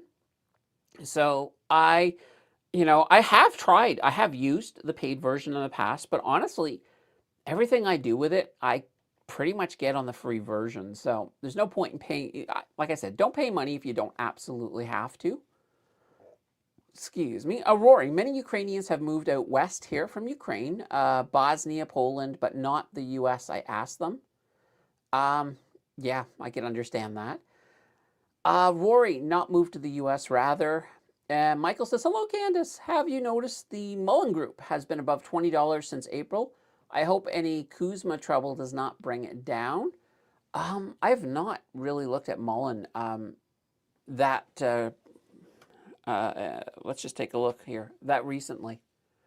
There we go. MTL. All right. Mullen Group. So yeah, look at this. Yeah, they're doing good here lately. Now, when we take a look at them, overall, look at this. They've done fantastic. And I'll even say, you know what? Even this little bit of a retracement, to me, that's fine. I like this group. I like this group. Now, when you take a look at it, this is all transportation, logistics. And I think as we move more and more into infrastructure, yeah, this is a company that will benefit from that big time. So yeah, I like them. I do, Michael.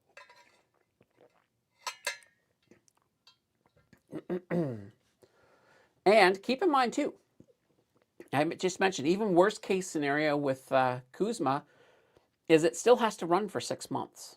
It's not going away anytime soon. And I honestly don't think Donald Trump is actually going to shut it down. I don't think he's going to use that sunset clause.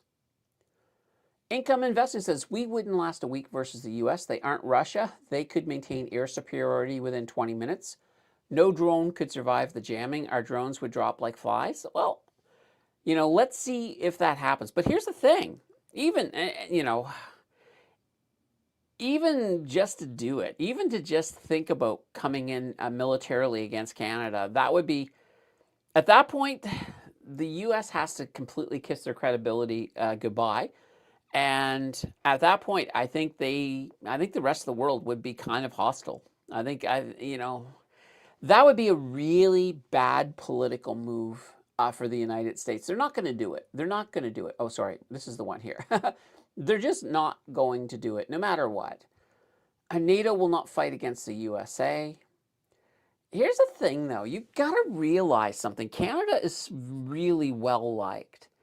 Canada has already been working militarily. Canada has been doing a lot of stuff with Europe. You guys are selling Canada short a little bit.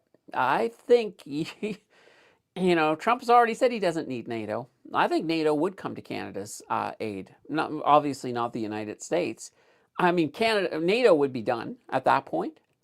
The day a single bomb hits Canada from the United States, there's pretty much, NATO's done. At least the version that we have now, it's done. Prairie, Canada helped renovate the White House once before. We can do it again if needed. Canada doesn't need to do that. Just give Donald Trump an idea and he'll knock down another wing. Crude oil sitting at 69. Ooh. NATO is nothing without the USA. NATO's getting stronger. Like a lot of countries have been doing what Canada's doing. We have been increasing. So NATO's stronger now than it was before. But yeah, the U.S. is still the big majority in it for sure. And I don't want to downplay that. I don't want to say that Canada can beat the United States. I'm just saying that I think it's a lot more complicated than, it's not as simple. The U.S. rolls in a week later, we're all singing the Stars and Stripes. It's not even remotely that easy. RC Jetlag says, how is the diversified royalty going to do with the announcement? The underwriters agreed to purchase 10,730,000 common shares. Diversified royalty. Good old Div. I love Div. Let's pull this up here. All right. Now, Friday, well, they were down a little bit. They were down a little bit. I don't know if this was, when was this announcement made, actually? Let me go to the news for a second here. Okay, yeah, so right in here. I don't know if that actually is why they went down, but you're talking about 50 million shares. When we look at Div, first of all, let's just come down here. Outstanding. I thought I had it on. I thought it was on this front page. Maybe it's not here. Oh yeah, here it is. Total shares over here. So they do already have. I mean, they do have 170 million, but that's a significant amount for sure. Because you're looking at what, 10 million of 170 million. So that's a large amount. Is that going to be a big issue? I don't know yet. So far, I will say this. This is a company with a lot of resiliency. And, whoops, actually, that's not what I wanted to do. Let's bring up here. I'm going to pull up let's pull up the 3-year just to give you an idea. So even right now, when you look at it, they've been making nothing but the right move. They have increased their cash flow. So the whole Chiba Hut edition, that has been a huge, huge bonus for diversified royalty. So I like the company. I think it's going to do well. I wouldn't get too caught up in this. I wouldn't get too caught up in this at all. I think they'll still be fine. I have I'm not worried. I do hold them in the challenge. And like I said, not worried at all. I don't think that's going to impact things too much. Leonard, no one needs to accept a bad deal, but Canadian government should stop acting like a 5-year-old and get into the negotiation room and secure a deal for Canadians. Our industries are at risk. Well, we should secure a good deal, Leonard. A good deal. We can't make crazy concessions. And Trump will try. Trump will try to push a lot of concessions. And here's the thing. We don't want you don't want to just go in there, take a bad deal just to get a deal. You really, really don't. And some of the concessions, like Trump is going to be pushing big on dairy.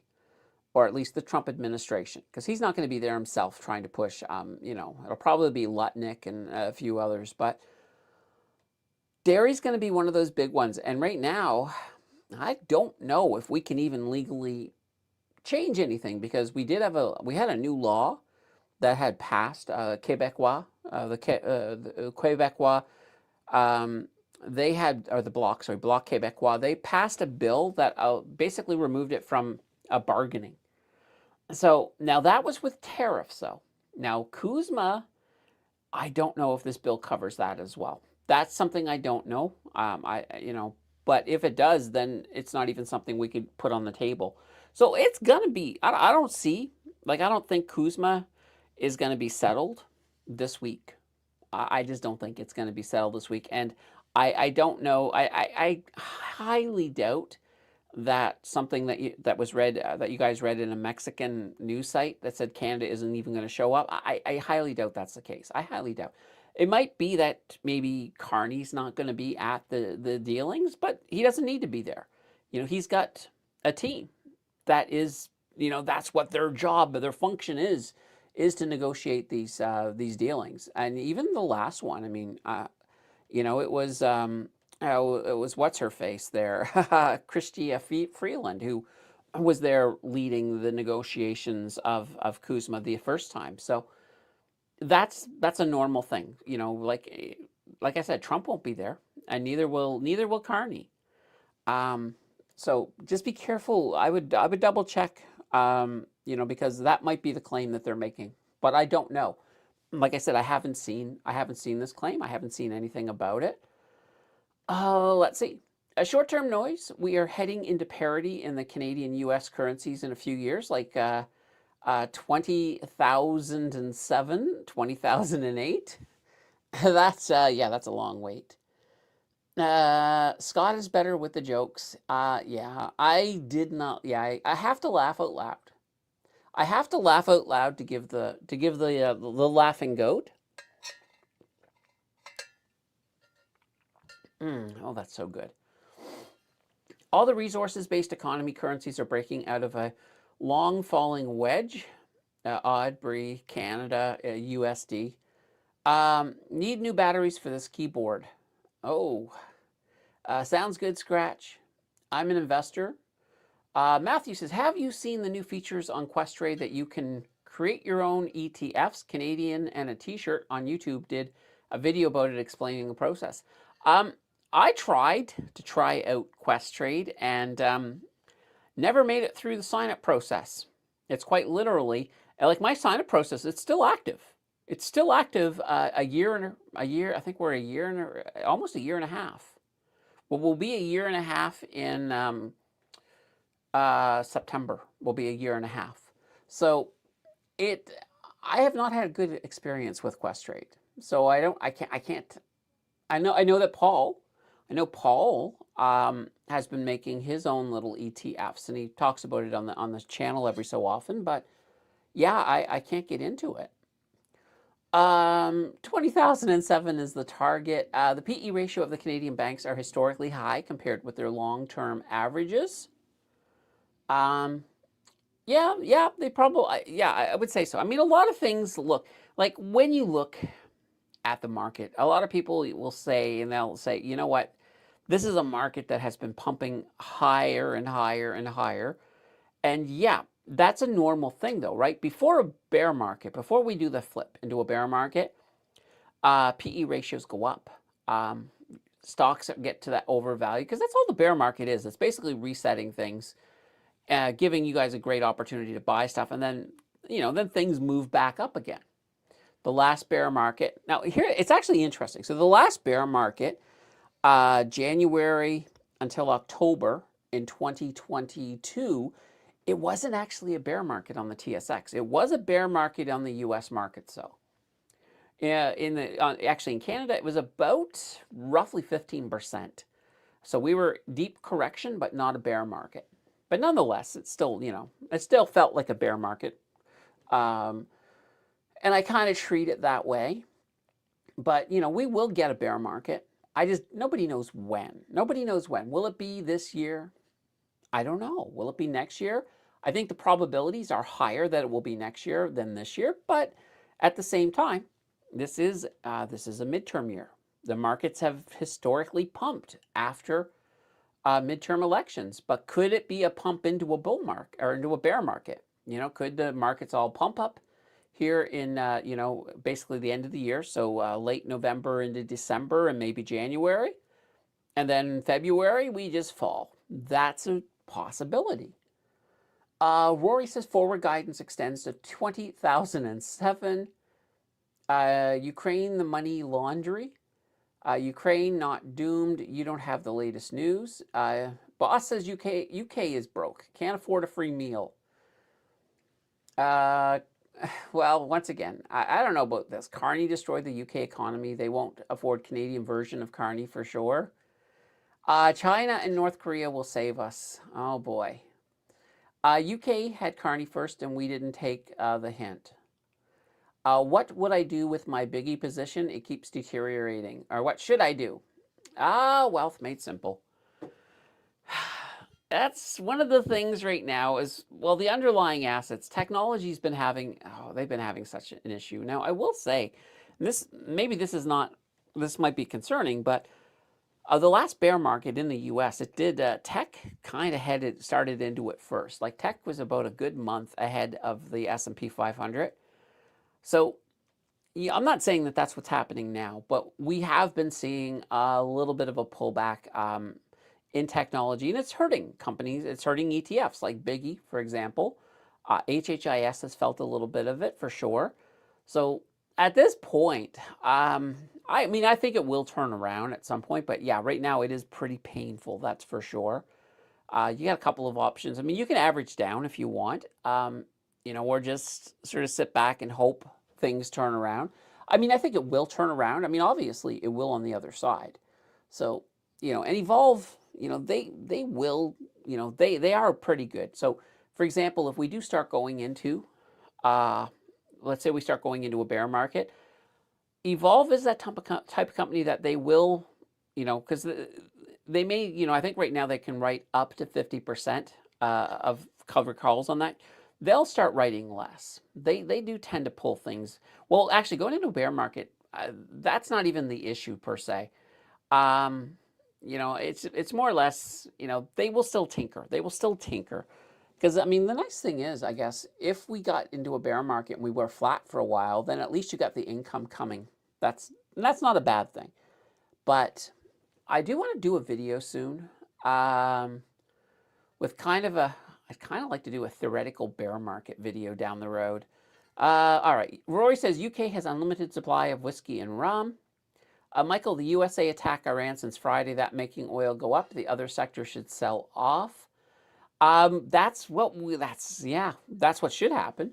So, well, the Iran also attacked I think they hit Kuwait and another country as well. I don't know, was it Oman?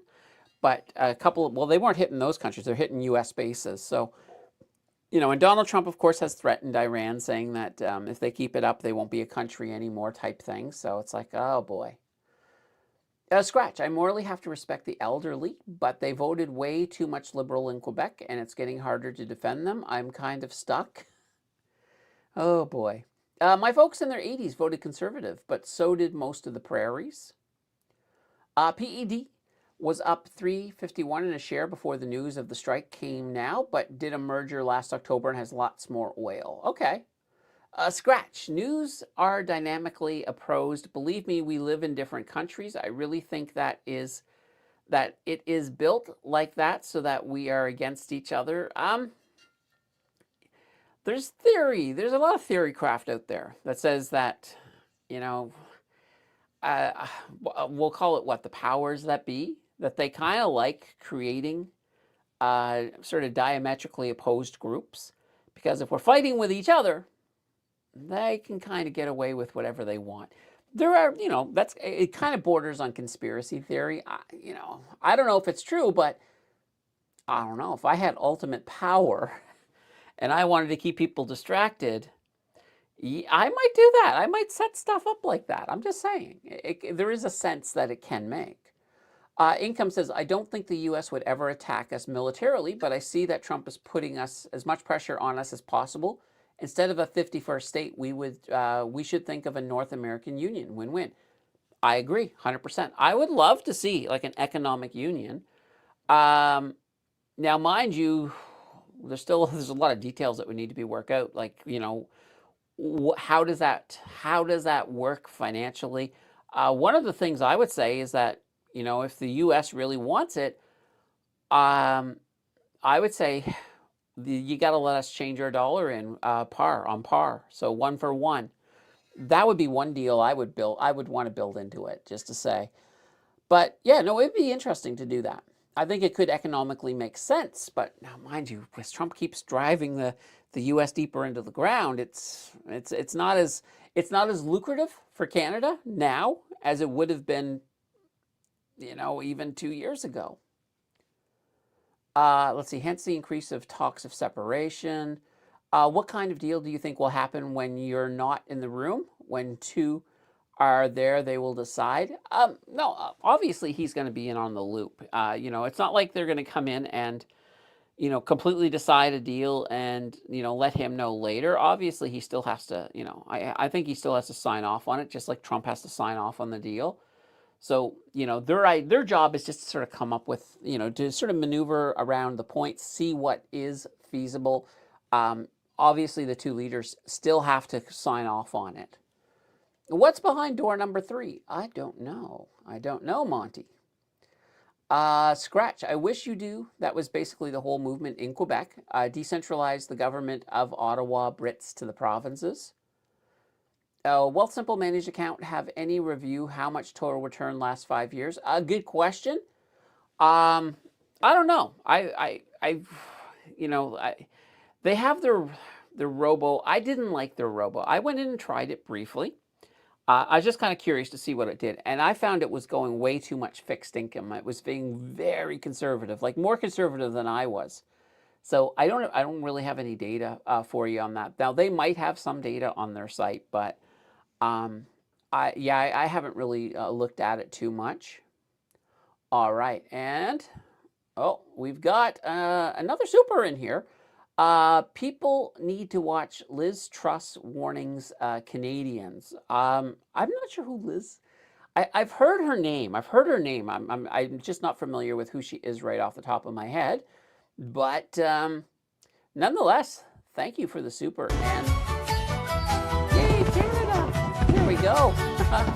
As we celebrate Canada Day coming up. Awesome, awesome, awesome. All right, now let's get back to our comments here. Boss says our mainstream news is owned by the Liberals, CBC, CTV Global, all subsidized. Toronto warning in Saskatchewan, but not here. Okay. Ooh, tornado. Oh, sorry, Toronto. Did I say a Toronto warning? Yeah, watch out. Tornado. Did anyone get into the Wealthsimple managed account? I got in to get my $3. Okay. I've never won the $3.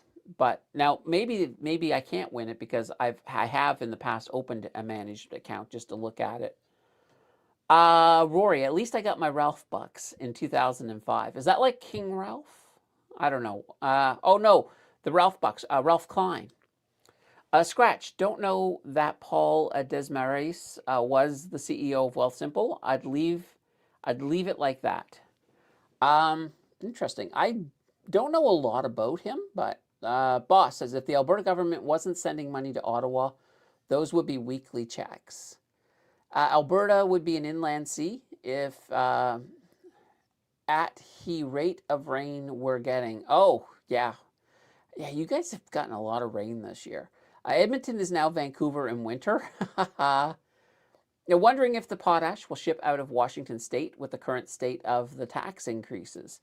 I will still say, I mean, the U.S. needs that potash. So, if anything, I wouldn't be surprised down the line if potash gets 100% tariff exemption. I wouldn't be surprised.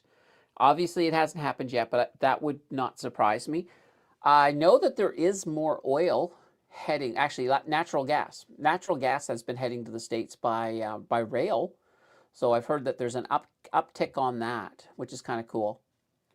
Oh, TT3 says, let's see, it's well documented that Russia has financed a lot of propaganda on social media and influencers too. They want to divide our democracies to be able to do their shenanigans unimpeded. Well, yeah.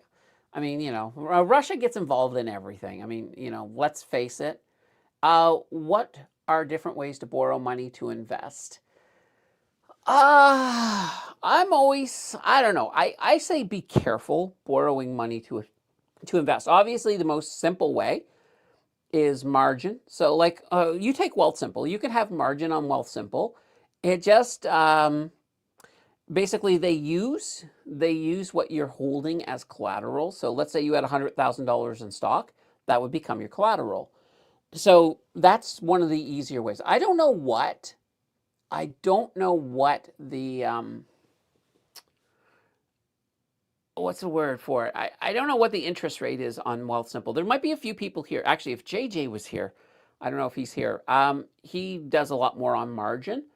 So that would be one way. I would say, first of all, you want to make sure that if you are taking a loan out to borrow, or sorry, to invest, you want to make sure you've got a nice low interest rate. But here's the problem, right? If you are going to invest that, keep in mind that interest rates do change. So that's one of the things to keep in mind. But yeah, let's see. We'll see what we can do. Would it be smart to borrow 20K from a bank at 6% interest to buy a covered call ETF at 12%? Nah. See, I wouldn't do it. I personally wouldn't do it just because, things can happen. That 6% interest, if we had, let's say we got 3 or 4 rate hikes in a row, all of a sudden your 6% might be 8%. Let's say at the same time we went into a bear market, and let's say that covered call ETF is now at maybe 10%. All of a sudden, it's getting pretty close. All right, and we got a super chat in here from Income Investing. So first of all, um, let's drop this here. So here is our Canada goat. So thank you very much. All right, so here's a great question. Can you do a comparison with bank versus 60? Yeah, I just did one. Like I quite literally, here, let me actually grab it for you. Let me grab it for you. Bank versus 60. It's, yeah, like when I say I just did it, it published right here. I'm going to grab the link here for you. So yeah, I did it in May. So about a month ago, well, a month and a half ago. But here we go. I'm going to drop the link in here for you, income. So yeah, I just did that one. All right, there we go. And thank you once again. Thank you for the super chat, and thank you for the QQQs. I love that. Leonard says, with an economic union is always the strongest country in charge. Why not be? May not be a bad thing for Canada. We're weak enough now. Oh, I can do that. Yes, I can. All right, I missed that, but let me pull it up for you. All right. Here we go. All right, yeah, that's all it takes, guys. If I miss it and I play the wrong one, I'll just play the other one, guys. It's, I have no qualms. Larry is in the house. The free market knows what's best. Oh, and guys, let's head over to oil here for a moment. We should have some movement. Oil. Here we go. So, yeah, it looks like oil, it's down a little. It's down a little. Here's WTI. So, yeah. Well, Brent, yeah, and double cheap. They're both down a little bit. So it looks like nobody seems to be caring about this little the little spat that went on this weekend with Iran. Even though if we go over here to the Strait, you'll see the Strait is closed right now. So it's closed. So I liked it better when it was restricted, but I can't wait to see this nice and green with the word open here. But right now, I don't know. I said Labor Day, and I was really hoping I was very wrong about that. There are investment lines of credits at banks. There probably are. That's the thing. I mean, if you got a good deal, but keep in mind, if you're doing that, you just want to be prepared. So I always say, look at the market. If you're thinking about taking money out as a loan. Now, one of the things that you might be able to do is you might be able to take the interest payment on that loan, and you might be able to write that off. I've never done that personally, but I know a lot of rich people do that, so it is possible. Now you might, I don't know if you need to have it registered as a business, but I would look into that as well.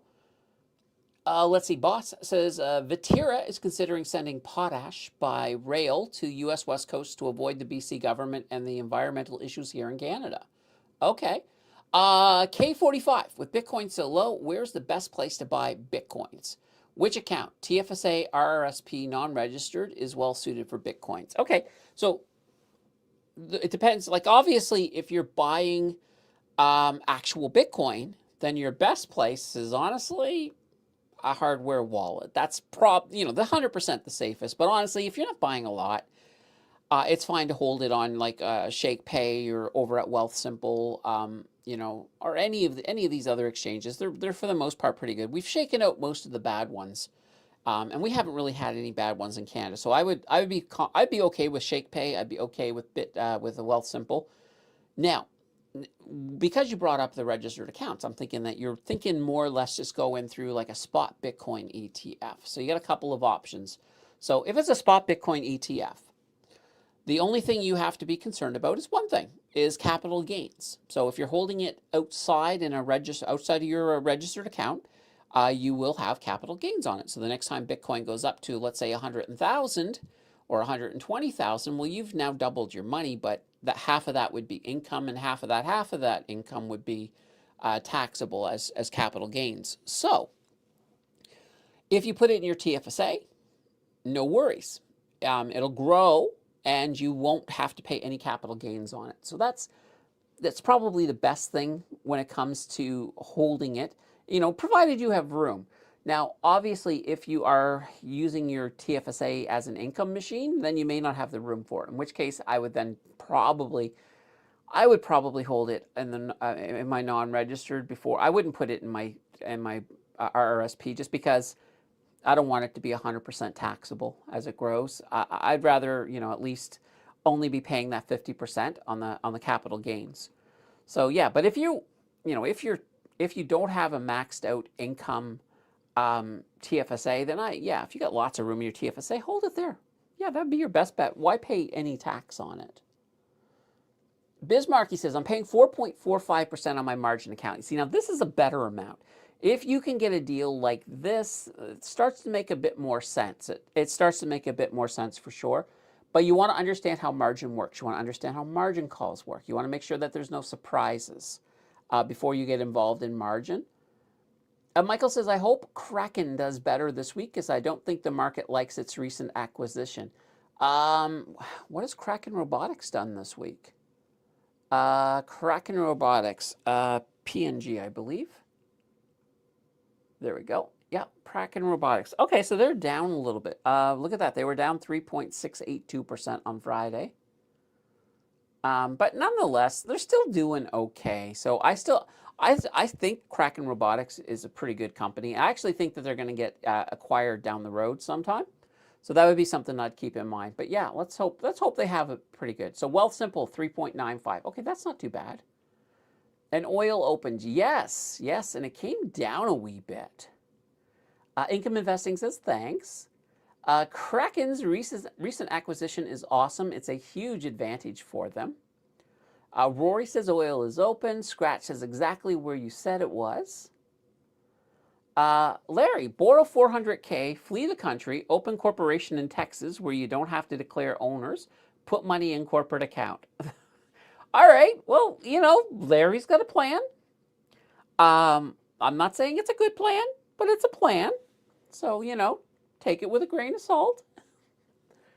Let's see, best decision ever, says Scratch. XRP, I use maximum 50% of margin, and it all goes to Utes. That should be doing fine even at a bear market. Yeah, Utes should be pretty good in a bear market. Utilities, it's one of those sectors that does really, really well. Now, another one, actually, I'm not going to say it. I scripted a video today on it, so you guys will see that when it comes out. It's funny how Dallas surrounds the Ewing residents now. Bitcoin trying to rally. Oh, is it? Is it? All right, so we got oil. Oil down a little bit. Nothing too exciting on oil, but let's head down here to, that's right here. So we got, interesting, yeah. I'm just going to pull this up a little bit so we can sort of see. Yeah, we got a little bit of a candle. We got a green candle coming in here now. I'm hoping to see Bitcoin start to move up. Like right now, they're kind of back in this channel again. So let's see if they can, like right now, they're kind of slopping around the bottom. So I want to see some movement up with Bitcoin because that would definitely be good for MSTE. Prairie, you cannot hold actual Bitcoin directly in a tax-free savings account. Correct. The Canada Revenue Agency does not recognize digital currencies as qualified investments for registered accounts. At least not yet. I mean, that could change, but knowing how fast the CRA is at adapting new technology, it might be that 20,007 number. I have crypto with Wealthsimple. I have a separate account that didn't know I could buy some inside a TFSA. Yeah, but it is an ETF, so you are paying a small fee for that. If it's just a spot ETF, though, the fee's really, really small. Like, it's like quite literally, probably, I don't know, maybe 0.1%. It's not very big. Azeniel, do you prefer Utes or Huts? Well, I think Huts gives you more of a global utility exposure, so I do like them both. But Utes is designed to give you a bit more income. So if you're looking for the income, definitely Utes out of those two. But Huts is more diversified, and you will probably get a little more growth with Huts than you're going to get with Utes. K45, thank you on your thoughts with Bitcoins. I am just curious, as my YouTube last week was flooded with Bitcoin discussions.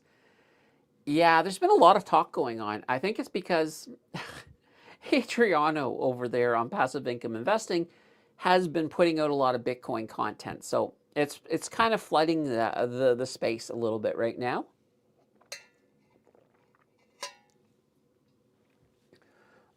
Scratch.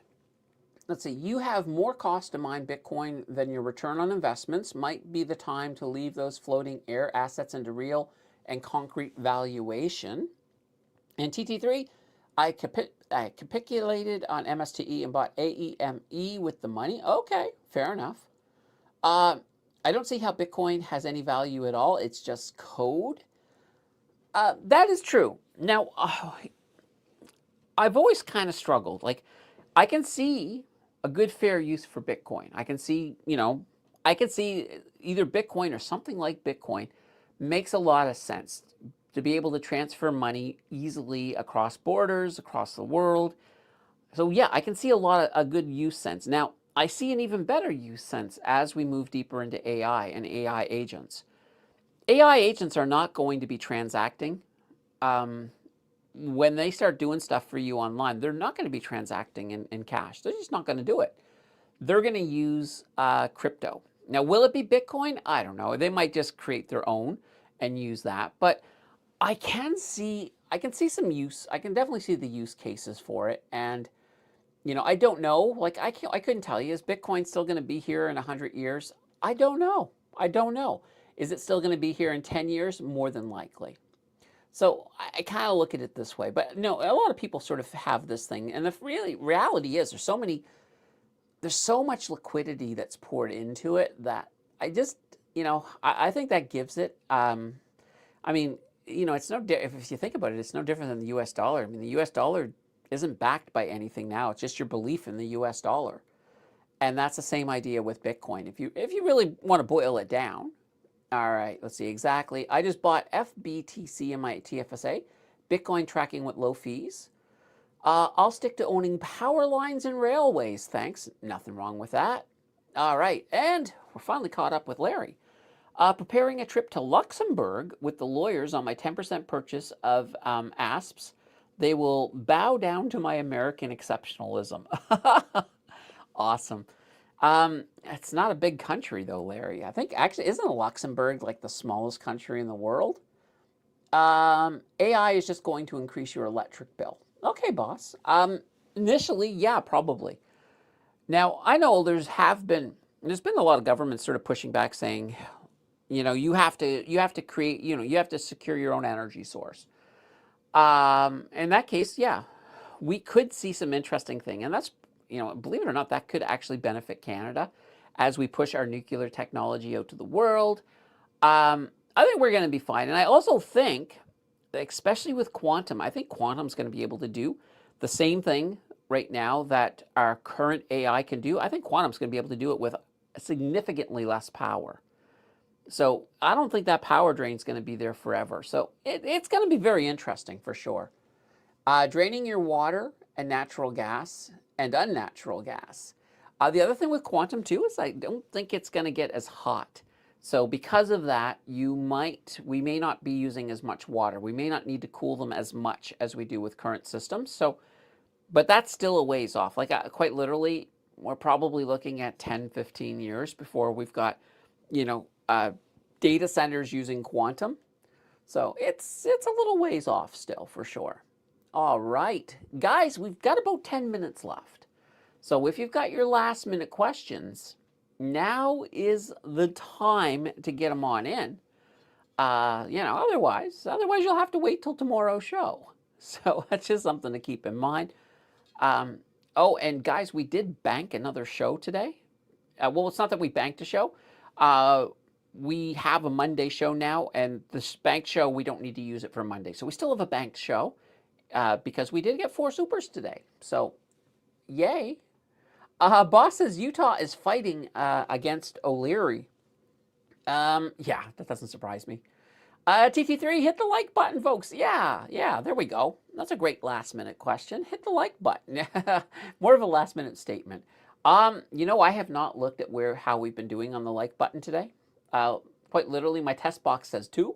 I'm just going to refresh it. See where we're at. Did we get to 50? Oh, we only get to 37. Guys. Oh, well, that's fine. It's a Sunday, and, Team Canada beating South Africa probably took away some of the audience. And I'm okay with that. It's, it is what it is. Oh, boy. And Bitcoin has flipped to red. It's flipped to red, guys. Oh, boy. Oh. Whew. It is very warm in here, so that is very refreshing. Of course, all my ice cubes melted, which is never fun. Never fun, but oh, I know what I wanted to check. I wanted to check something.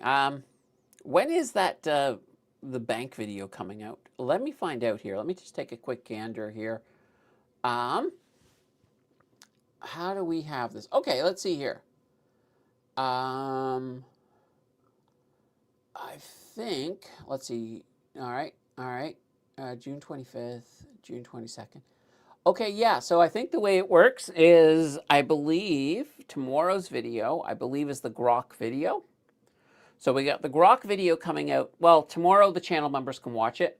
Tuesday for everybody else. Then the next video after that, the Friday video, that is going to be the 0 to 100K challenge update.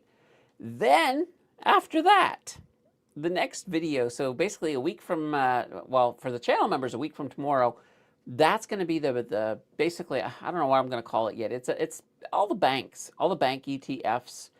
Well, more than just the bank ETFs. We also got the split core BK in there as well. So it's going to be a fun one. That one is then coming out next. And then the one after that, well, the one after that has a recession twist in it, a small one.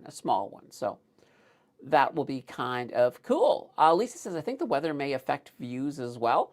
I know I have a harder time watching this time of year. Yeah, it's also the summer. Summer does tend to slow down a wee bit. So that is, that's not surprising. The Bitcoin is dragging Biggie down. It's not just Bitcoin though, boss. I mean, the entire, a lot of the tech stocks have all been pulling it down as well. I mean, yeah, Bitcoin hasn't helped because I think they have Coiny and they have CNYE as well. Oh, that is Coiny. That's right, that is Coinbase. What other one? I think they have another one in there. Well, they have Strategy. So that, of course, as well being pulled down. Scratch. We have been waiting 11 months for some warm weather. Give me sun, please. Yeah, there we go. Actually, I think it's going to get hot this week. I think. I don't know. Let me take a look. I haven't gone to the weather. I haven't gone to the weather in a while. Let's pull it up. Oh my gosh. Today it's 29 here with a humididex of 32. But here we go. Yeah, it's going to be a warm week. Look at this. 30, 28, 33, 32, 30. A little bit of rain, a little bit of thunder. So yeah, it's going to be a warm week. So I imagine it'll be similar in Montreal. Actually, let me take a look. Or attempt to take a look here. All right, there we go. I've never been to Montreal. Huh. Well, I mean, I've been to Montreal, but I mean on the Weather Network. All right, here we go. Let's pull up Montreal. So Scratch, here's what you're looking at. Yeah, similar. Look at this. 29, 28, 32, 31, 30, and a little bit of thunder and lightning as well for you. Rory says do Alberta. All right. Let's do Alberta. Let's see. Who do we have here? We got Lloyd. Here's Lloydminster. Let's do Lloydminster. All right. Lloydminster. Oh, boy. Looks like you're having some rain and thunder right now. All right. Lloydminster. Holy banana bread. Look at this. Not super hot. 20, 21, 21, 19, 19. Now look at this. A good amount of rain over the next week as well. Well, it's not that bad. Like 10 millimeters of rain isn't too bad, but it's wetter. Yeah, there we go. Wetter. Look at the weather for Windsor. Okay. All right. I don't think I've been to Windsor yet. Nope, I haven't. All right. Let's pull up Windsor. This is turning into the Cross Canada checkup. All right. Windsor. Windsor Albino Bow. Let's go. Oh, I left out the D. That's why. All right. Windsor, Ontario. Here we go. All right, Windsor, come on. Bring it up. All right, so let's see right now. Oh, you're a little bit more humid than I am right now. So let's see. Oh, boy. Oh, look at this. 34, 37, 38, 38, 33. Oh, my gosh. And I wonder what the humididex is going to be. You're probably going to be into the 40s with the humididex this week. Oh, Lisa, I do not. I do not. I do not. Yeah. Oh. And Scratch says, please watch Liz Truss warnings on your free time, folks.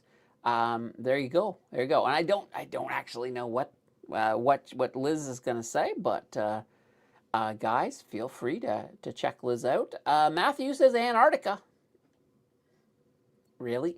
All right. I don't know if I can do this, but let's try. Do I have?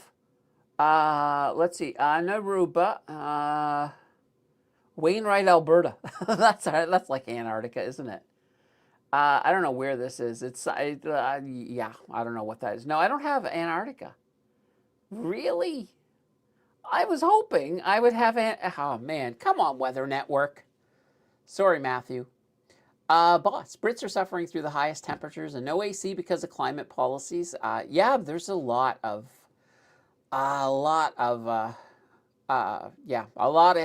heat. No ACs at all. Leonard, Liechtenstein. Yeah, that's it. That's what I was thinking of. I was thinking of Liechtenstein. So yeah, Liechtenstein is significantly smaller than Luxembourg, but it's not the smallest country in the world. Vatican City is considered the smallest. Yeah, I guess if you count Vatican City. France is cooking too. Antarctica shows up on my app for the Weather Network. Really? Wow. I mean, did I spell it right? Oh, I didn't spell it right. That might be why. A-N, all right, T-A-R. All right, we're going to spell it right this way. C-T-I-C-A. Antarctica. Oh, come on. I just spelled, all right, let's try this again. Let's try this again. All right. A-N-T-A-R-C-T-I-C-A.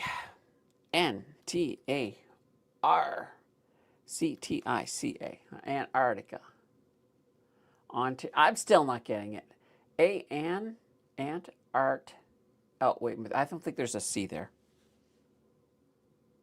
Let's try that. Holy banana bread. I'm misspelling Antarctica. I know I am. You know what? Here, let's just do it this way. We're going to go to Google. All right. And I always went this way. All right, here we go. You know what? I'm going to put Weather Network. Let's see. We got this. Weather in Antarctica. Antarctica current weather. All right, this will be fine. It's AccuWeather, but it'll be fine. All right, let's pull this up here. This is AccuWeather. Centertown, Canada. What? I don't want Canada. I want Antarctica. All right, here we go. Here we go. Okay, these are the different stations in Antarctica. I don't know how much. All right, so right now, it looks like it's ranging from -1, actually from 0. There's one station at 0, all the way to -39. So it's cold. It's cold. We're going to leave it at that. All right, French fries. It's -50 degrees Celsius in Antarctica right now, depending on where you are. According to this, -39 at the Amundsen Scott. There we go. But that's also on the night side of Antarctica. So yeah, I mean, Antarctica is going to have a whole bunch of temperatures because depending on what side. Well, most of it should be in light, shouldn't it? Isn't like, don't they get like 6 months of darkness about now? I thought, but you know, feels like -62 with the wind. All right, I'm happy being in Canada. Scratch. Funny that Iran got rain back after years of scarcity after hitting all those U.S. bases in the GCC region. Military tech has evolved since the 50s, you know. And let's see, Rory says, November is getting closer. Yes, we have passed the halfway point in 2026. So we are now, well, technically, we're about to pass the halfway mark. Because I think you got to go through, yeah, you got to, I think Canada Day, let's say Canada Day. Yeah, Canada Day, I think, is the halfway point. So we're about to hit the halfway point on the year. Amazing, amazing. So pretty soon we'll all be talking about Halloween and Christmas and all of that fun stuff. Sun is going down sooner. Yep, sure is. All right. Well, guys, holy banana bread. I'm gonna pull me up big here. Um, oh, that's not the big I wanted. This is the big I wanted. There we go. Um, Another great show. Another great show. We got a bingo all set up, so I can't wait for tomorrow. That will be fun as soon as we hit that market close. So that means I'll probably be on time with the bell because I'll be anxious for the bingo. But yeah, enjoy the rest of your weekend. Have a good evening. Hopefully, you've got some. Have a barbecue tonight, guys. Have a barbecue. Have something good. Until tomorrow, though, I'm going to bid you fond farewell. And I do have two things I want to say before I go. I think you know what they are. Bye bye.